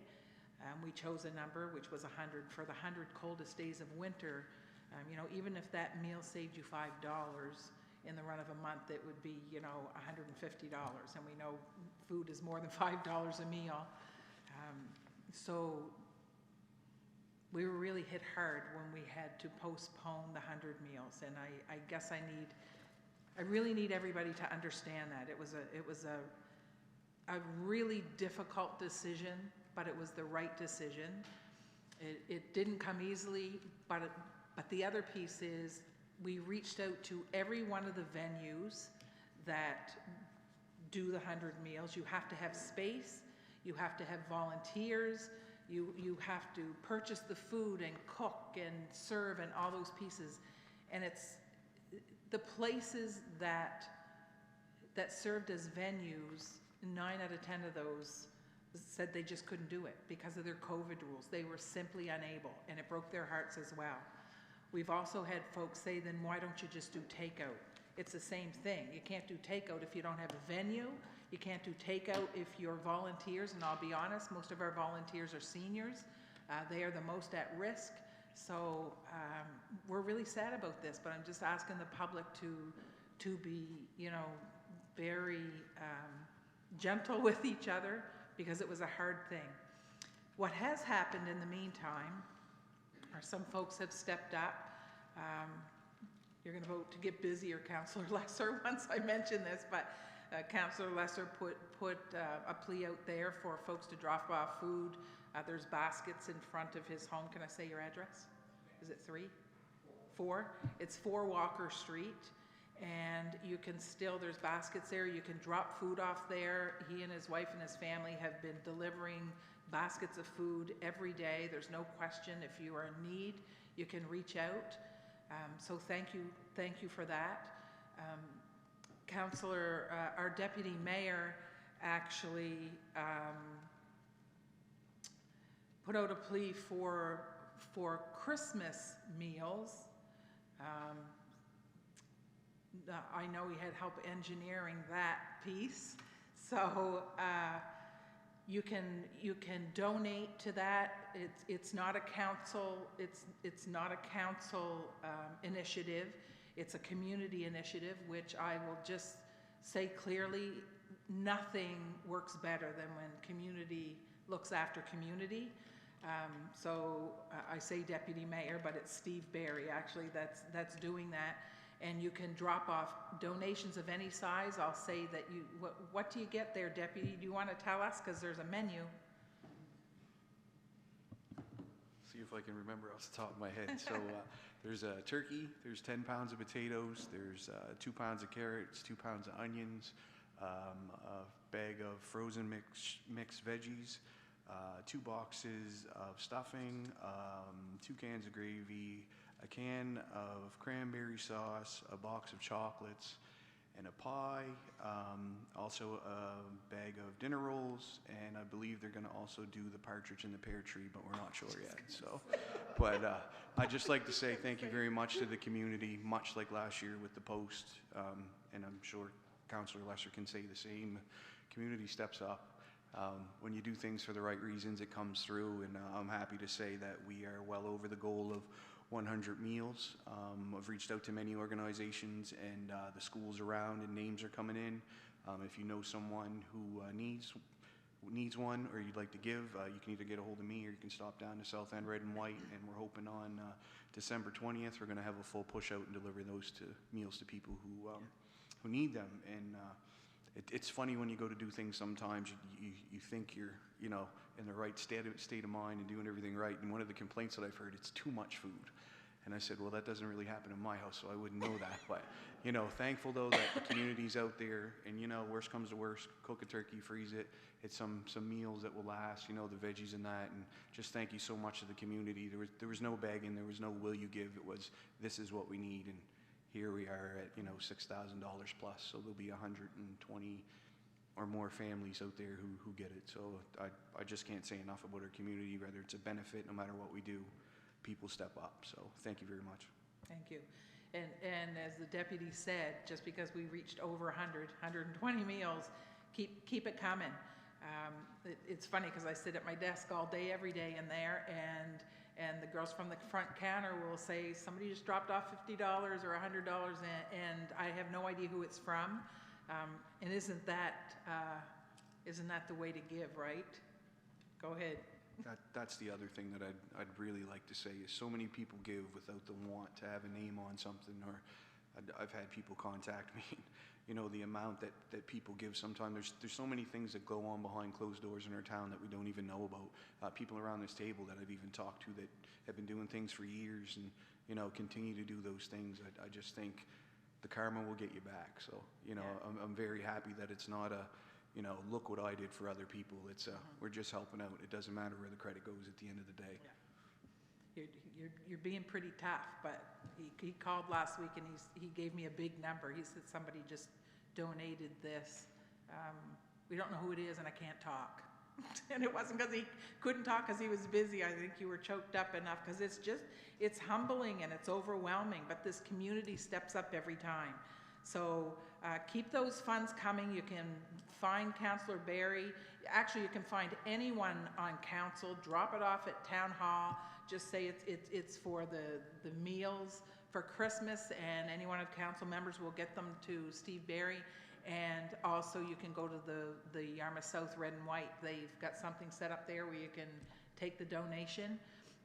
I know that some folks support families for Christmas. Everybody does something their own way. Everybody does something. I would say this as well. Everything looks different. I reached out to Brenda Hattie, who has for 24 years straight done the Christmas dinner, and she said, I'm doing it again. They will have full COVID parameters. Everything will be in place. She said we'll be really strict about that. However, it'll only be takeout because they just can't.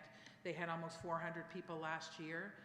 If you're looking to deliver meals on Christmas Day, it's pick up and delivery only, again with full protocols in place. So, you know, you can reach out to me or anybody here. We can get you Brenda's contact. She'll be looking for people to deliver and you know, pack up meals and those things. There's, you folks at the table are going to help me now. There's the Salvation Army, there's all the churches, there's Tabitha, there's the Women's Center, there are just so many community organizations that you can reach out to. And I'm going to say this, and I hope somebody out there hears this. The discussions I've been having lately, these are the ones that make the big tough mayor cry. It's the fact that, see, I knew it. It's the fact that often the people that need it the most don't reach out. So it's up to the community to find the people that they believe need it. Nobody's going to pound on the door and say, we know you need something. It's just going to, magic of the season, land on your doorstep. So if you know somebody that's in need, you don't have to pay for the meal. We'll take care of that. But you got to get those names to us. And because everybody deserves a hot meal and less worries and all those other things that come with every day, much less this season. But I don't know why it's been extra heavy on my heart about the folks that don't reach out for help. Sometimes it's pride, sometimes they don't know what to do or how to do it, but let's get those names out. We know the folks that will come forward, and that's a beautiful thing as well. So the only other thing I'll say is that, you know, our tummies being full is one thing, but the mental health piece is really, really difficult this time of year with COVID, where we can't meet with the people the way that we used to.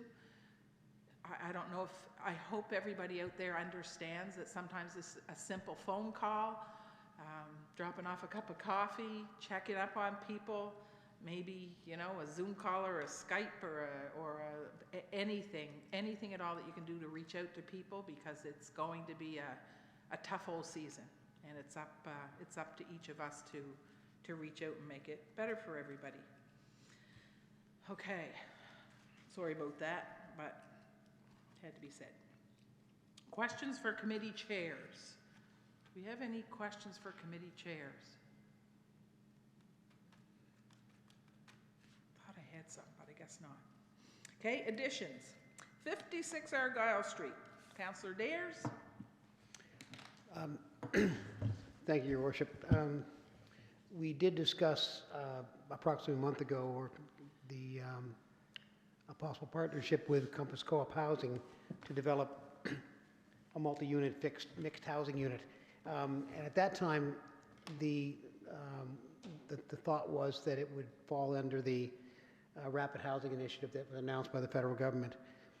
Since that time, it's become fairly clear that that program is not well suited to a rural community, and was probably more suitable for the city of Halifax, HRM, maybe CBRM. At any rate, I still think there's merit in the partnership with Compass Housing Cooperative, and so I'd like to make a motion that council proceed to a public hearing for the sale of the property situated at 56 Argyle Street to Compass Housing Cooperative for the sum of $1 to allow for the development of a multi-unit mixed housing complex, and that the offer be conditional on the project commencing within 2 years from the date of the sale. Okay, And that be my motion. okay, can I have a seconder? Second by Councillor McLeod.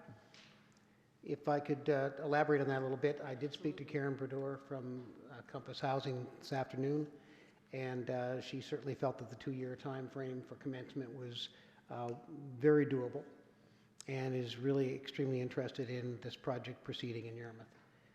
What we hope to accomplish is, as I say, a 10-unit complex with at least 5 of the units being designated as affordable housing. And I hope that this is the first of many to come. Thank you. Okay. Discussion, folks. That's all legal and all that stuff, Jeffrey? Okay. Questions called? All those in favor? Aye. Oh, I'm sorry. Go ahead. Yeah, so this will require a public hearing, Yes, and so that's the process that's being initiated here. right on. Okay. Okay, so all those in favor? Aye. Contrary? Motion carried. Thank you.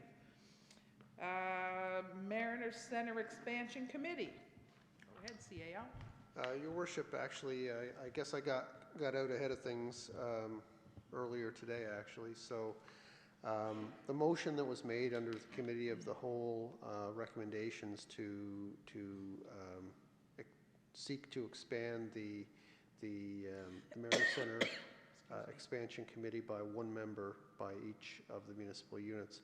I had a meeting, Zoom meeting earlier today with my colleagues from the District of Argyll and District of Yarmouth. I had sent them an email and proposed that we do just what the motion suggested.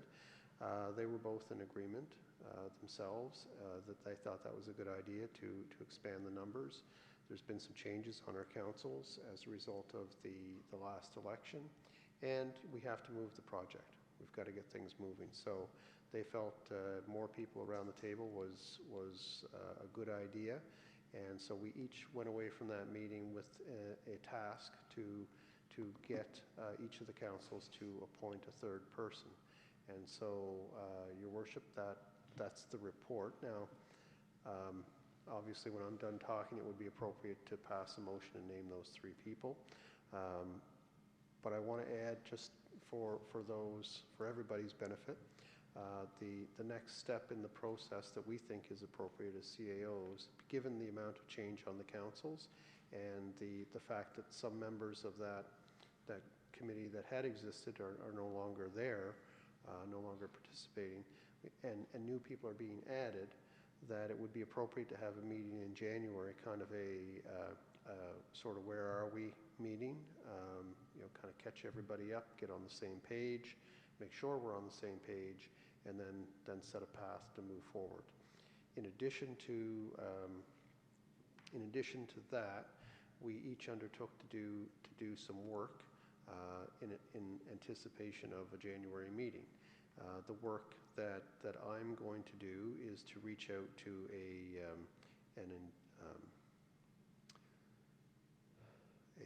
when you do a capital campaign, you look for donors to give money, charitable donations basically, to the capital costs, and there are consultants who do that work. To have somebody come in and do a feasibility study on this project in this region and tell us what they think is reasonable for a goal. That's one piece of work that we want to get moving.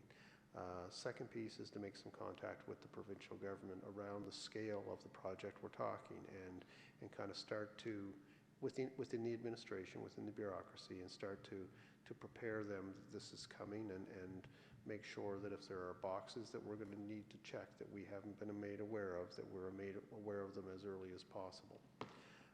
And the third piece is to reach out to the REN.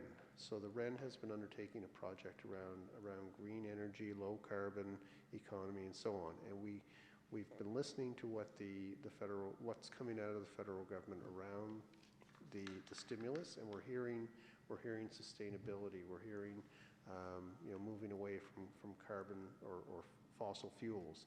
And so we're thinking there might be an opportunity with the Mariner Center expansion to do something kind of special along that line. And the benefits of doing that would be twofold. One is that you start something going on in this community in that industry or in that vein, but you also bring to the project more attention in terms of the meeting, checking the boxes for the federal government that this is a project that ranks highly for them. So twofold there, and so we're going to start to do some investigation there. So by the time we have a meeting in January, we'll at least have those feelers out, and maybe some responses back to report to the big committee, as well as doing the update and ensuring we're all on the same page. Awesome. We love it. Thank you. Okay. So you're looking for 3. Looking for three So- names, okay, and So is it the Mariner Center Expansion Committee? So it's the overarching one? yes, that is. Because there's 3 committees. There's 2 subcommittees Yes. of that, right? So, and I was mistaken when we talked about making our committee appointments. You'll recall we talked about the mayor and the deputy mayor. In the terms of reference for that committee, the people that were appointed to it were actually just named by name, not by position. And so when I actually went back and looked at it, it was by name. And so it doesn't necessarily need to be the mayor and deputy mayor, but I do think to be successful with this, our political leadership on all councils needs to be engaged. So Yeah. I don't think that's a bad thing. Just pointing out that they were named by name, not by position. Right on. So we could still have the mayor and the deputy, and we're Absolutely. going to get another, Yep. yeah, because I know I need to, Councillor Lesser. I'd like to make a motion that we appoint the mayor, deputy mayor, and Councillor Dares to the Mariner Center Expansion Committee as our 3 representatives. Thank you. Seconder? Second. Second by Councillor Cleveland. Any discussion? Questions called? All those in favor? Aye. Aye. Contrary? Motion carried. Thank you. If I could, Your Worship. That's good, absolutely. There's something else I'd like to add, and with all due respect, I do believe that Gil should be there, which is why I seconded it. He deserves to be there, absolutely. But there are other voices that need to be there as well, and I'm sure you're aware of that, and I'm sure you probably agree, but I do want to say it in public that the chair of the Mariner Center Committee should be there, and I'm talking specifically about myself, as should the executive, the CEO of the Mariner Center, Durham. So just so you know, we've invited, Okay? Yeah. Because we need those voices there. The biggest criticism I've had through this process up to this point is the fact that you have people on there, and I'm nothing against the people who are there, but you've put a structure in place that doesn't necessarily require any engagement. You put them there because of their title, not because of their interest. And so I've been very skeptical of the whole thing, and this is a bit inspiring to me to see that actually we're finally starting to get to a point where we want to get the people who are engaged and who have, I don't know, logs in the fire, so to speak, into those discussions, because those discussions have to be done. yeah. Go ahead. Yeah, so I also I should mention, so you know, this is an important project to us, both now and when the new project comes to fruition. Providing services to the community that are needed. And so I've offered to my colleagues that specifically our town engineer, that I'll work with him. I know he's passionate about projects, and he's passionate about this in our town. So I've offered his professional assistance. He's done many, many projects, and so he can be brought in as needed or wanted, and I'll work with Mark on that to balance his time, but I think he's an incredible resource to us on what is probably going to be the biggest project that the municipalities have ever undertaken, right? So we need all of the expertise that we can muster to be successful, and so I did offer that to my colleagues, and so you'll see Mark around the table as a resource. Yeah, perfect. So the other thing, and it's why I have sent, well, at least I was chairing, I still am, I think, the Mariner Center Subcommittee, and then there's a Bridge Committee.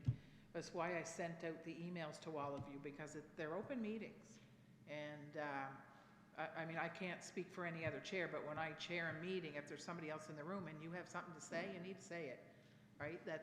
It's again, I said it earlier, put it all on the table, because we just need the best information. So hopefully that'll continue. Oh, it is. Did we vote? Yes, we did. Okay, good stuff. Mayor Center expansion, Chestnut parking, that would be you, Councillor Lesser. Go ahead. So an issue came up this week online, which is not that uncommon, but I think it's one that warrants some attention. On the end of Summer Street and Chestnut Street, I know I keep bringing up road issues and stop signs and sidewalks. It seems like I'm actually not even that passionate about those things, but for safety concern, there is an issue trying to get out of Summer Street or the medical center onto Chestnut Street. And I believe it's to do with the amount of parking that's happening, or how close the parking is to the entrance and exits of the medical center, professional center, and to Summer Street. The property owner on the corner just cleaned up the property, which made a huge difference. There were some alders and stuff in that. I used to be I think it was a dairy. I'm not even sure what was there at one point on the corner of Summer and Chestnut. I think it was like an ice cream store. I don't know what it was, but that property had alders growing up, which was making it difficult to see as well. That was just cleaned up, but the trucks and the cars that are parked on both Summer, at the end of Summer, like the south end of Summer, and onto Chestnut, makes it very dangerous.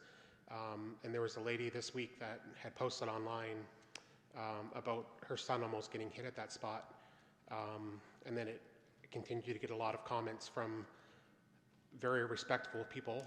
I know there's the keyboard warriors out there that like to complain about everything.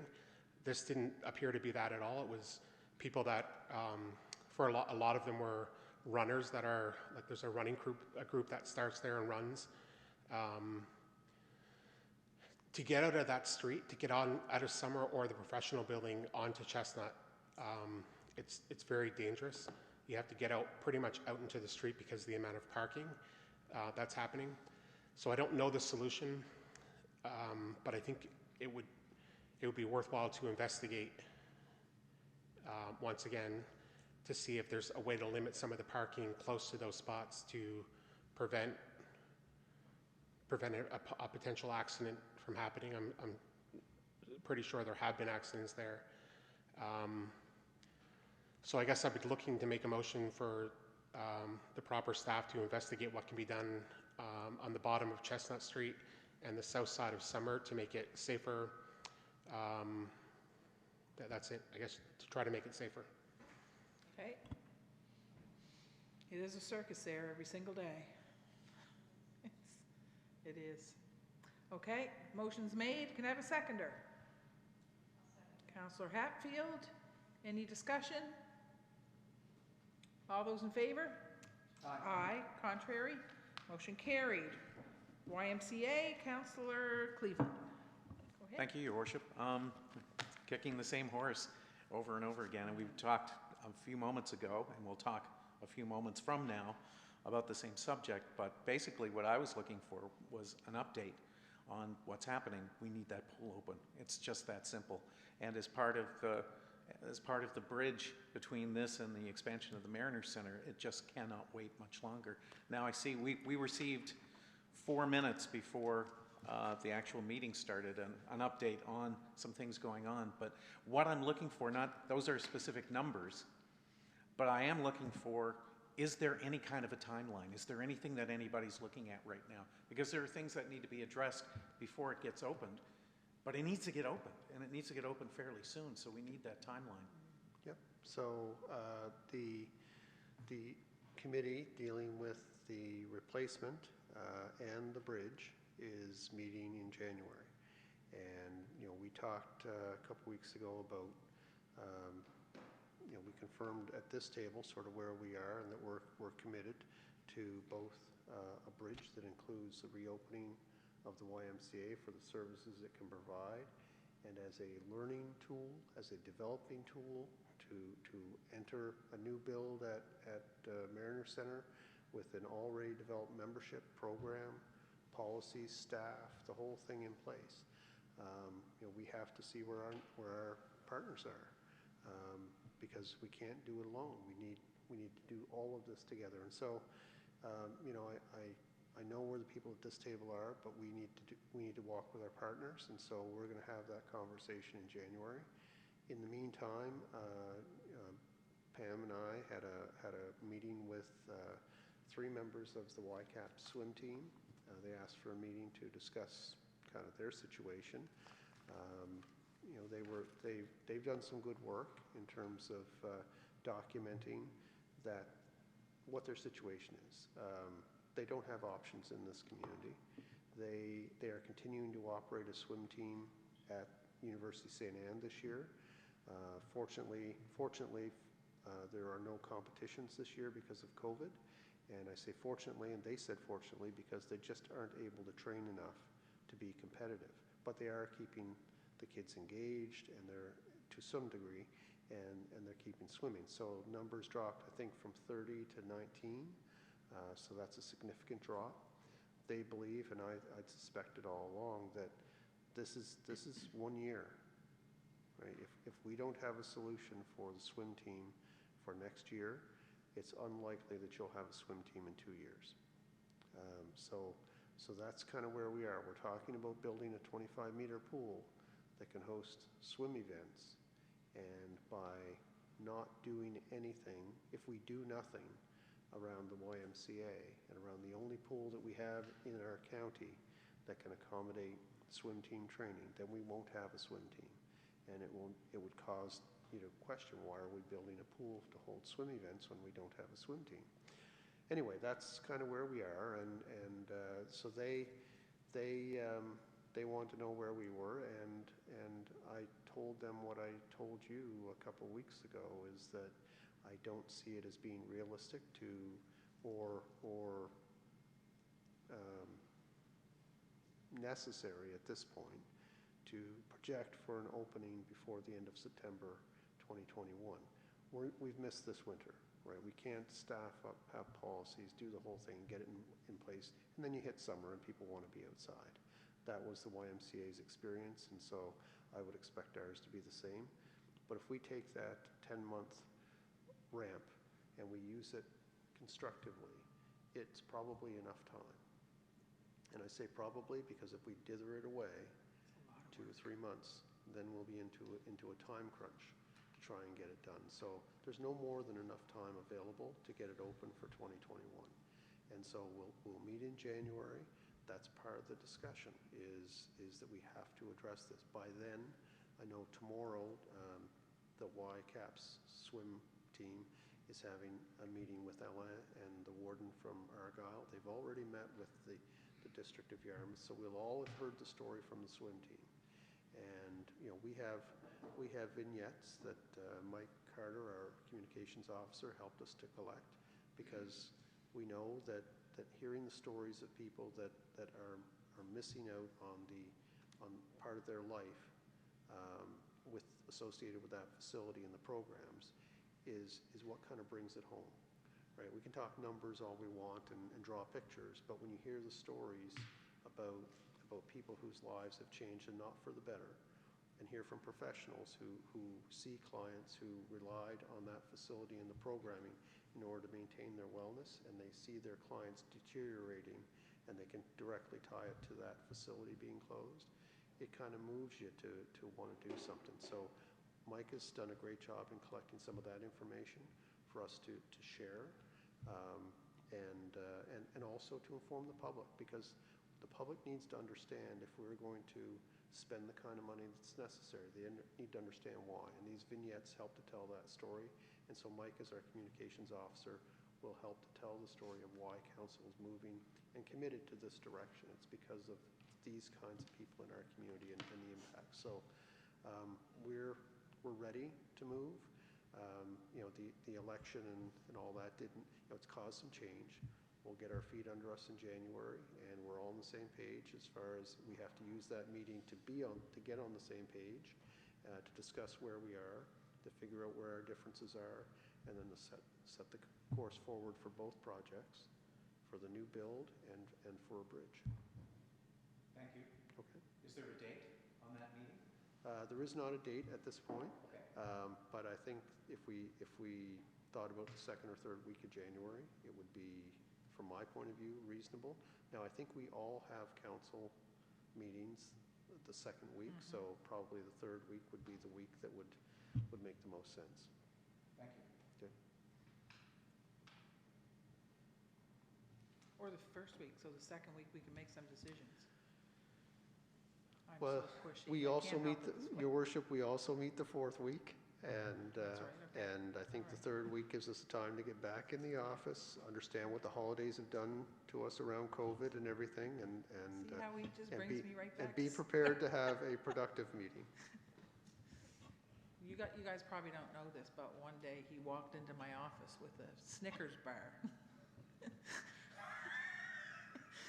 But it was one of those new ones, and it had impatient written. Because I'm just like, yesterday, let's do this yesterday. Go ahead, Deputy. I still haven't eaten that bar.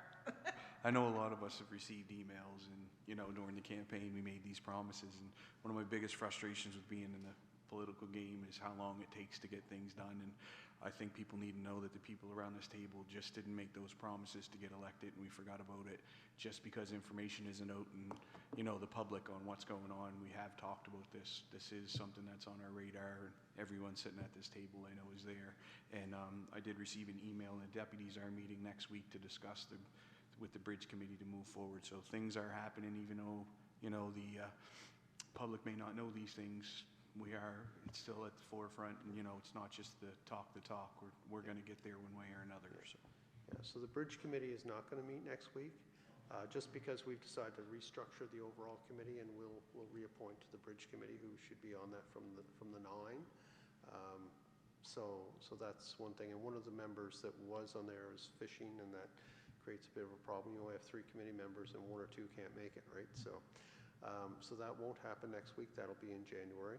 But I can tell you this to help, I guess, help us understand we're all on the same page in terms of the impatience. You know, when the 3 of us, 3 CAOs met today, we're all on the same page. This has been very slow, and we need to get this focused, and we need to get it moving. You know, we're all believing that there's a project here that needs to be done for the community, and so we've all said to each other, we need to lean in a little bit more to support this getting done. And part of the reason why I also offered Mark is that I know Mark's experience in getting projects done is going to be handy to this committee. Did he give you a Snickers bar too, Mark? Not yet. You didn't need one. Thanks for that. It's a good update, and it's. I won't ask you tomorrow. You won't be here tomorrow, but I won't ask you because I ask every day. Where are we? Okay, so next one is. Thanks for that question there, Wade. Report by the engineer. So, Your Worship, Lindsay's going to hand out a paper copy of the emailed report that I've had in my file, and I apologize I didn't get it out to you earlier, but I did ask Mark to come and address it to you. So just to set this up, we had AmeriCorps, so go back to last January, the three councils met together at Mariner Center and talked about the YMCA. And there were a few things that we need to talk about. One was a request for operating money. There was I think there was a capital request or a capital suggestion around an expansion or commitment to a new center. But there was also their building. There were some concerns about their building because there were a couple of events that occurred there that caused us to be concerned about the state of it. And so the three councils agreed to engage this company, MCW, AmeriCorps, to do a building assessment. Now that was under the YMCA led it. We just provided the grants and Mark's support to that process, which was invaluable. What they did was they looked at the building and they determined its current condition, and they gave a schedule of capital investments that would ensure the serviceability of that building for 20 years. There was about an $8 million price tag with that. As we move forward in this process, some people have believed that it was necessary to spend $8 million or some part of what was identified in that study in order to open the building for what Councillor Cleveland was asking about just a few minutes ago, the bridge. So given there was some misunderstanding or maybe taking out of context of that report, I asked Mark to go back to the consultants with a different mandate. This time they're working for the town. We're the owners of the building. And the question is, what do we need to do in order to open the building and operate the building for with a view of 5 years? And so that's the context, and I'll let Mark take it from here and give you the summary of the report. Okay, so just some history. AmeriCorps is a building condition report company. They are very strong at commissioning, recommissioning. I worked with them in my last federal project in St. John's, Newfoundland, and they're really good. The architect I also know from a past life in the air traffic control tower in Halifax. He's a good architect, so I have confidence in these people. So when I was involved in the initial condition report, I got to be honest, I was a participant, but not driving it. I was supporting it.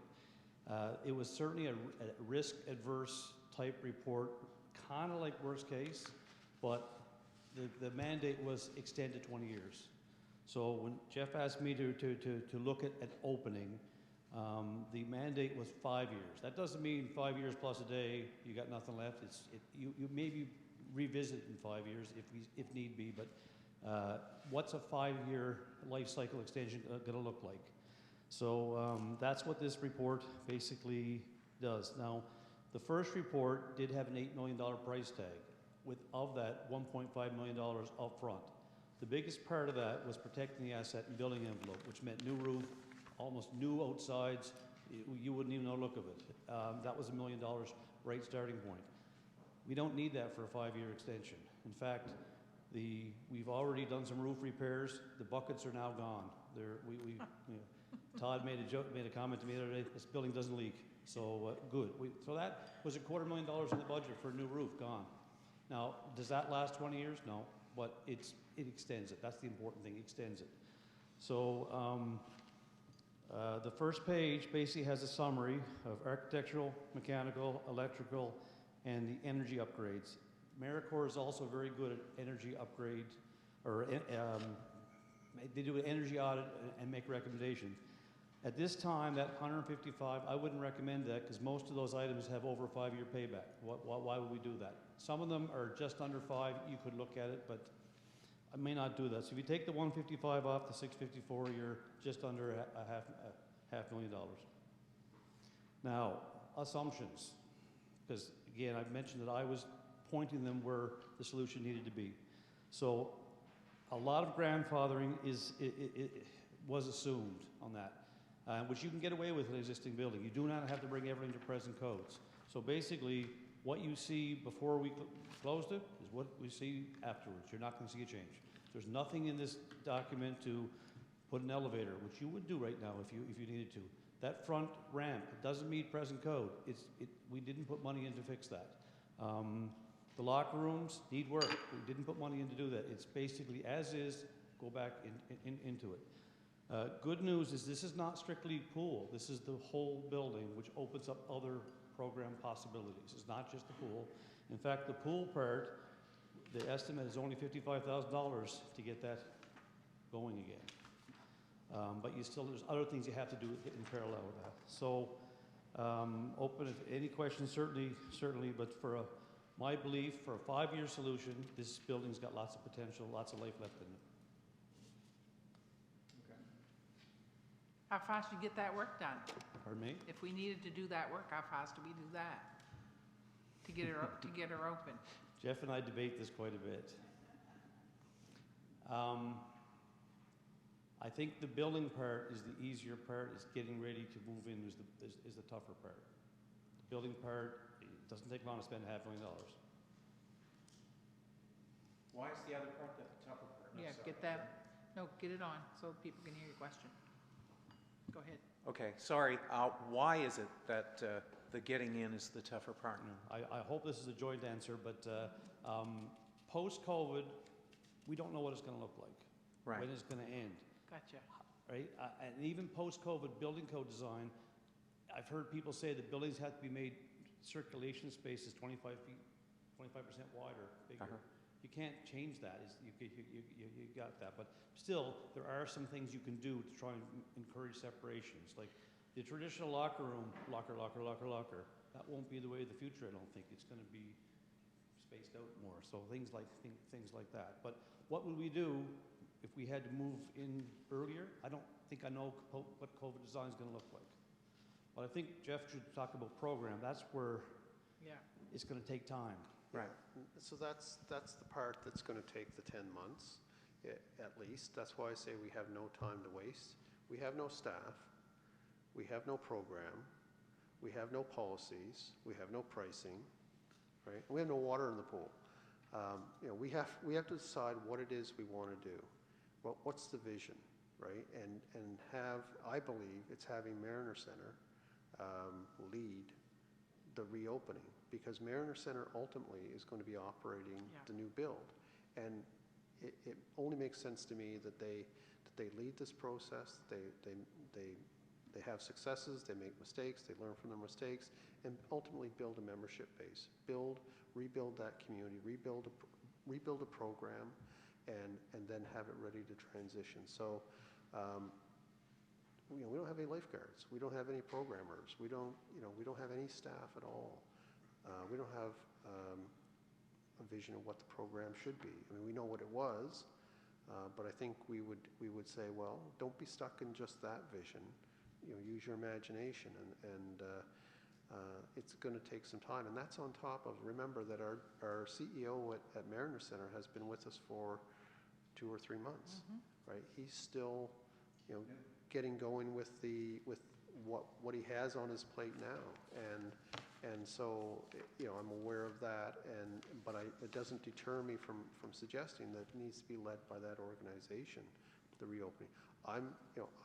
If somebody were to say what's the operating deficit going to be, well, you pick a number, because it depends on what you're going to do and how you're going to do it, and I'm not the one to tell you what that is, right? That's got to be worked out by staff who know aquatics, who know adult fitness, and look at the facility and come up with a program that they think would meet the needs. Maybe do a little bit of surveying or testing in the community. Where are the gaps? Where are the opportunities? Look at the testimonials we have, the value of the people saw from what was there, and then listen to some of the stories that we've shared around this table about people who were not part of what was going on there and what they hoped to have seen or see in the future. So I think there's a whole program development thing that needs to happen, and then you put pricing and policy and so on around that, and you kind of come up with what a bottom line might look like, and then we need to be prepared to share that. So I think it's a project that we all have to lean into as 3 municipal units if it's going to happen,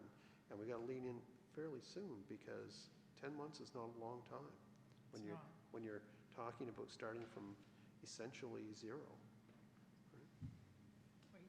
So, so Mark can get his stuff done. Yeah. I can spend $500,000 But- real easy.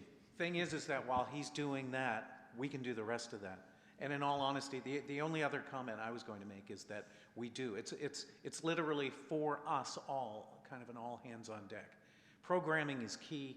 It's key at the Mariner Center. It was key there.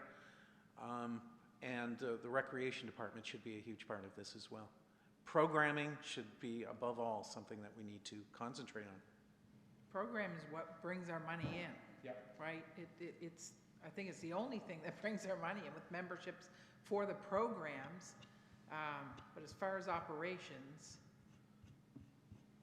yeah, whatever the number is for operations, it is, because if you can't stomach it in a small one, you sure as heck can't do it in a big one. So, you know, it is what it is.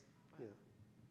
And just to that, like I've said, and we've talked about it here, that, you know, if you look at the LCLC, you look at Truro, you look at Pictou, the average operating deficit or municipal support that's required for those three facilities today is $1 million. And so if we think that they're not trying hard enough and they don't know what they're doing, and we're going to do this at half the price with 2 arenas and a aquatic center and program fitness areas eventually out there, you know, 5 years from now, we think we're going to come in lower than they are. I guarantee they're giving it their best shot. You know, they're learning from their mistakes, and they're trying to do the best, because they have political masters who don't enjoy paying hundreds of thousands of dollars. They'd rather see the price come down. So they're doing their best, and that's where it is. So we have to be prepared that it's going to be $1 million. So if it's going to be $1 million in 5 years at a new facility, then for the next 5 years, it's going to be less than that. We can open that facility downtown, and you've got $300,000 roughly right now that supports Mariner Center jointly municipally. It's not going to be $700,000 of municipal support. It's not going to be $1 million. So if those programs and opportunities in 5 years are worth $1 million of taxpayers' money collectively in the county to support those opportunities for our seniors and youth, then surely they're worth something over the next 5 years for those kids, who will, by the time that new facility opens, if they're in grade 7 today, they'll be in grade 12 and moving on to college, and they will have missed the opportunity to have had a swimming pool and a YMCA type facility in their community during those prime years. So there's lots of good reason to lean in, and I hope we do. good. Any more questions for our engineer? Thank you very much. Thank you. Wow. Yeah. It is. Okay, I guess that's it. Approval of invoices. Moved, seconded. All those in favor? Aye. Contrary? Too bad I already signed the checks. Sorry, okay. Speaking of which, Lindsay, you signed? Good. Know what that means. Okay, and date of the next meeting? January 14th. It's 12 days before I turn 60, I'll expect cake. While I'm still young. There'll be no cake.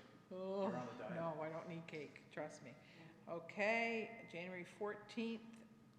So is there anything in camera, Jeff? Anything anybody needs to discuss? We're good? Okay, motion to adjourn. Enjoy your holidays, your Christmas, your families, your Merry all Christmas, that everyone. stuff. Yes. Thank you.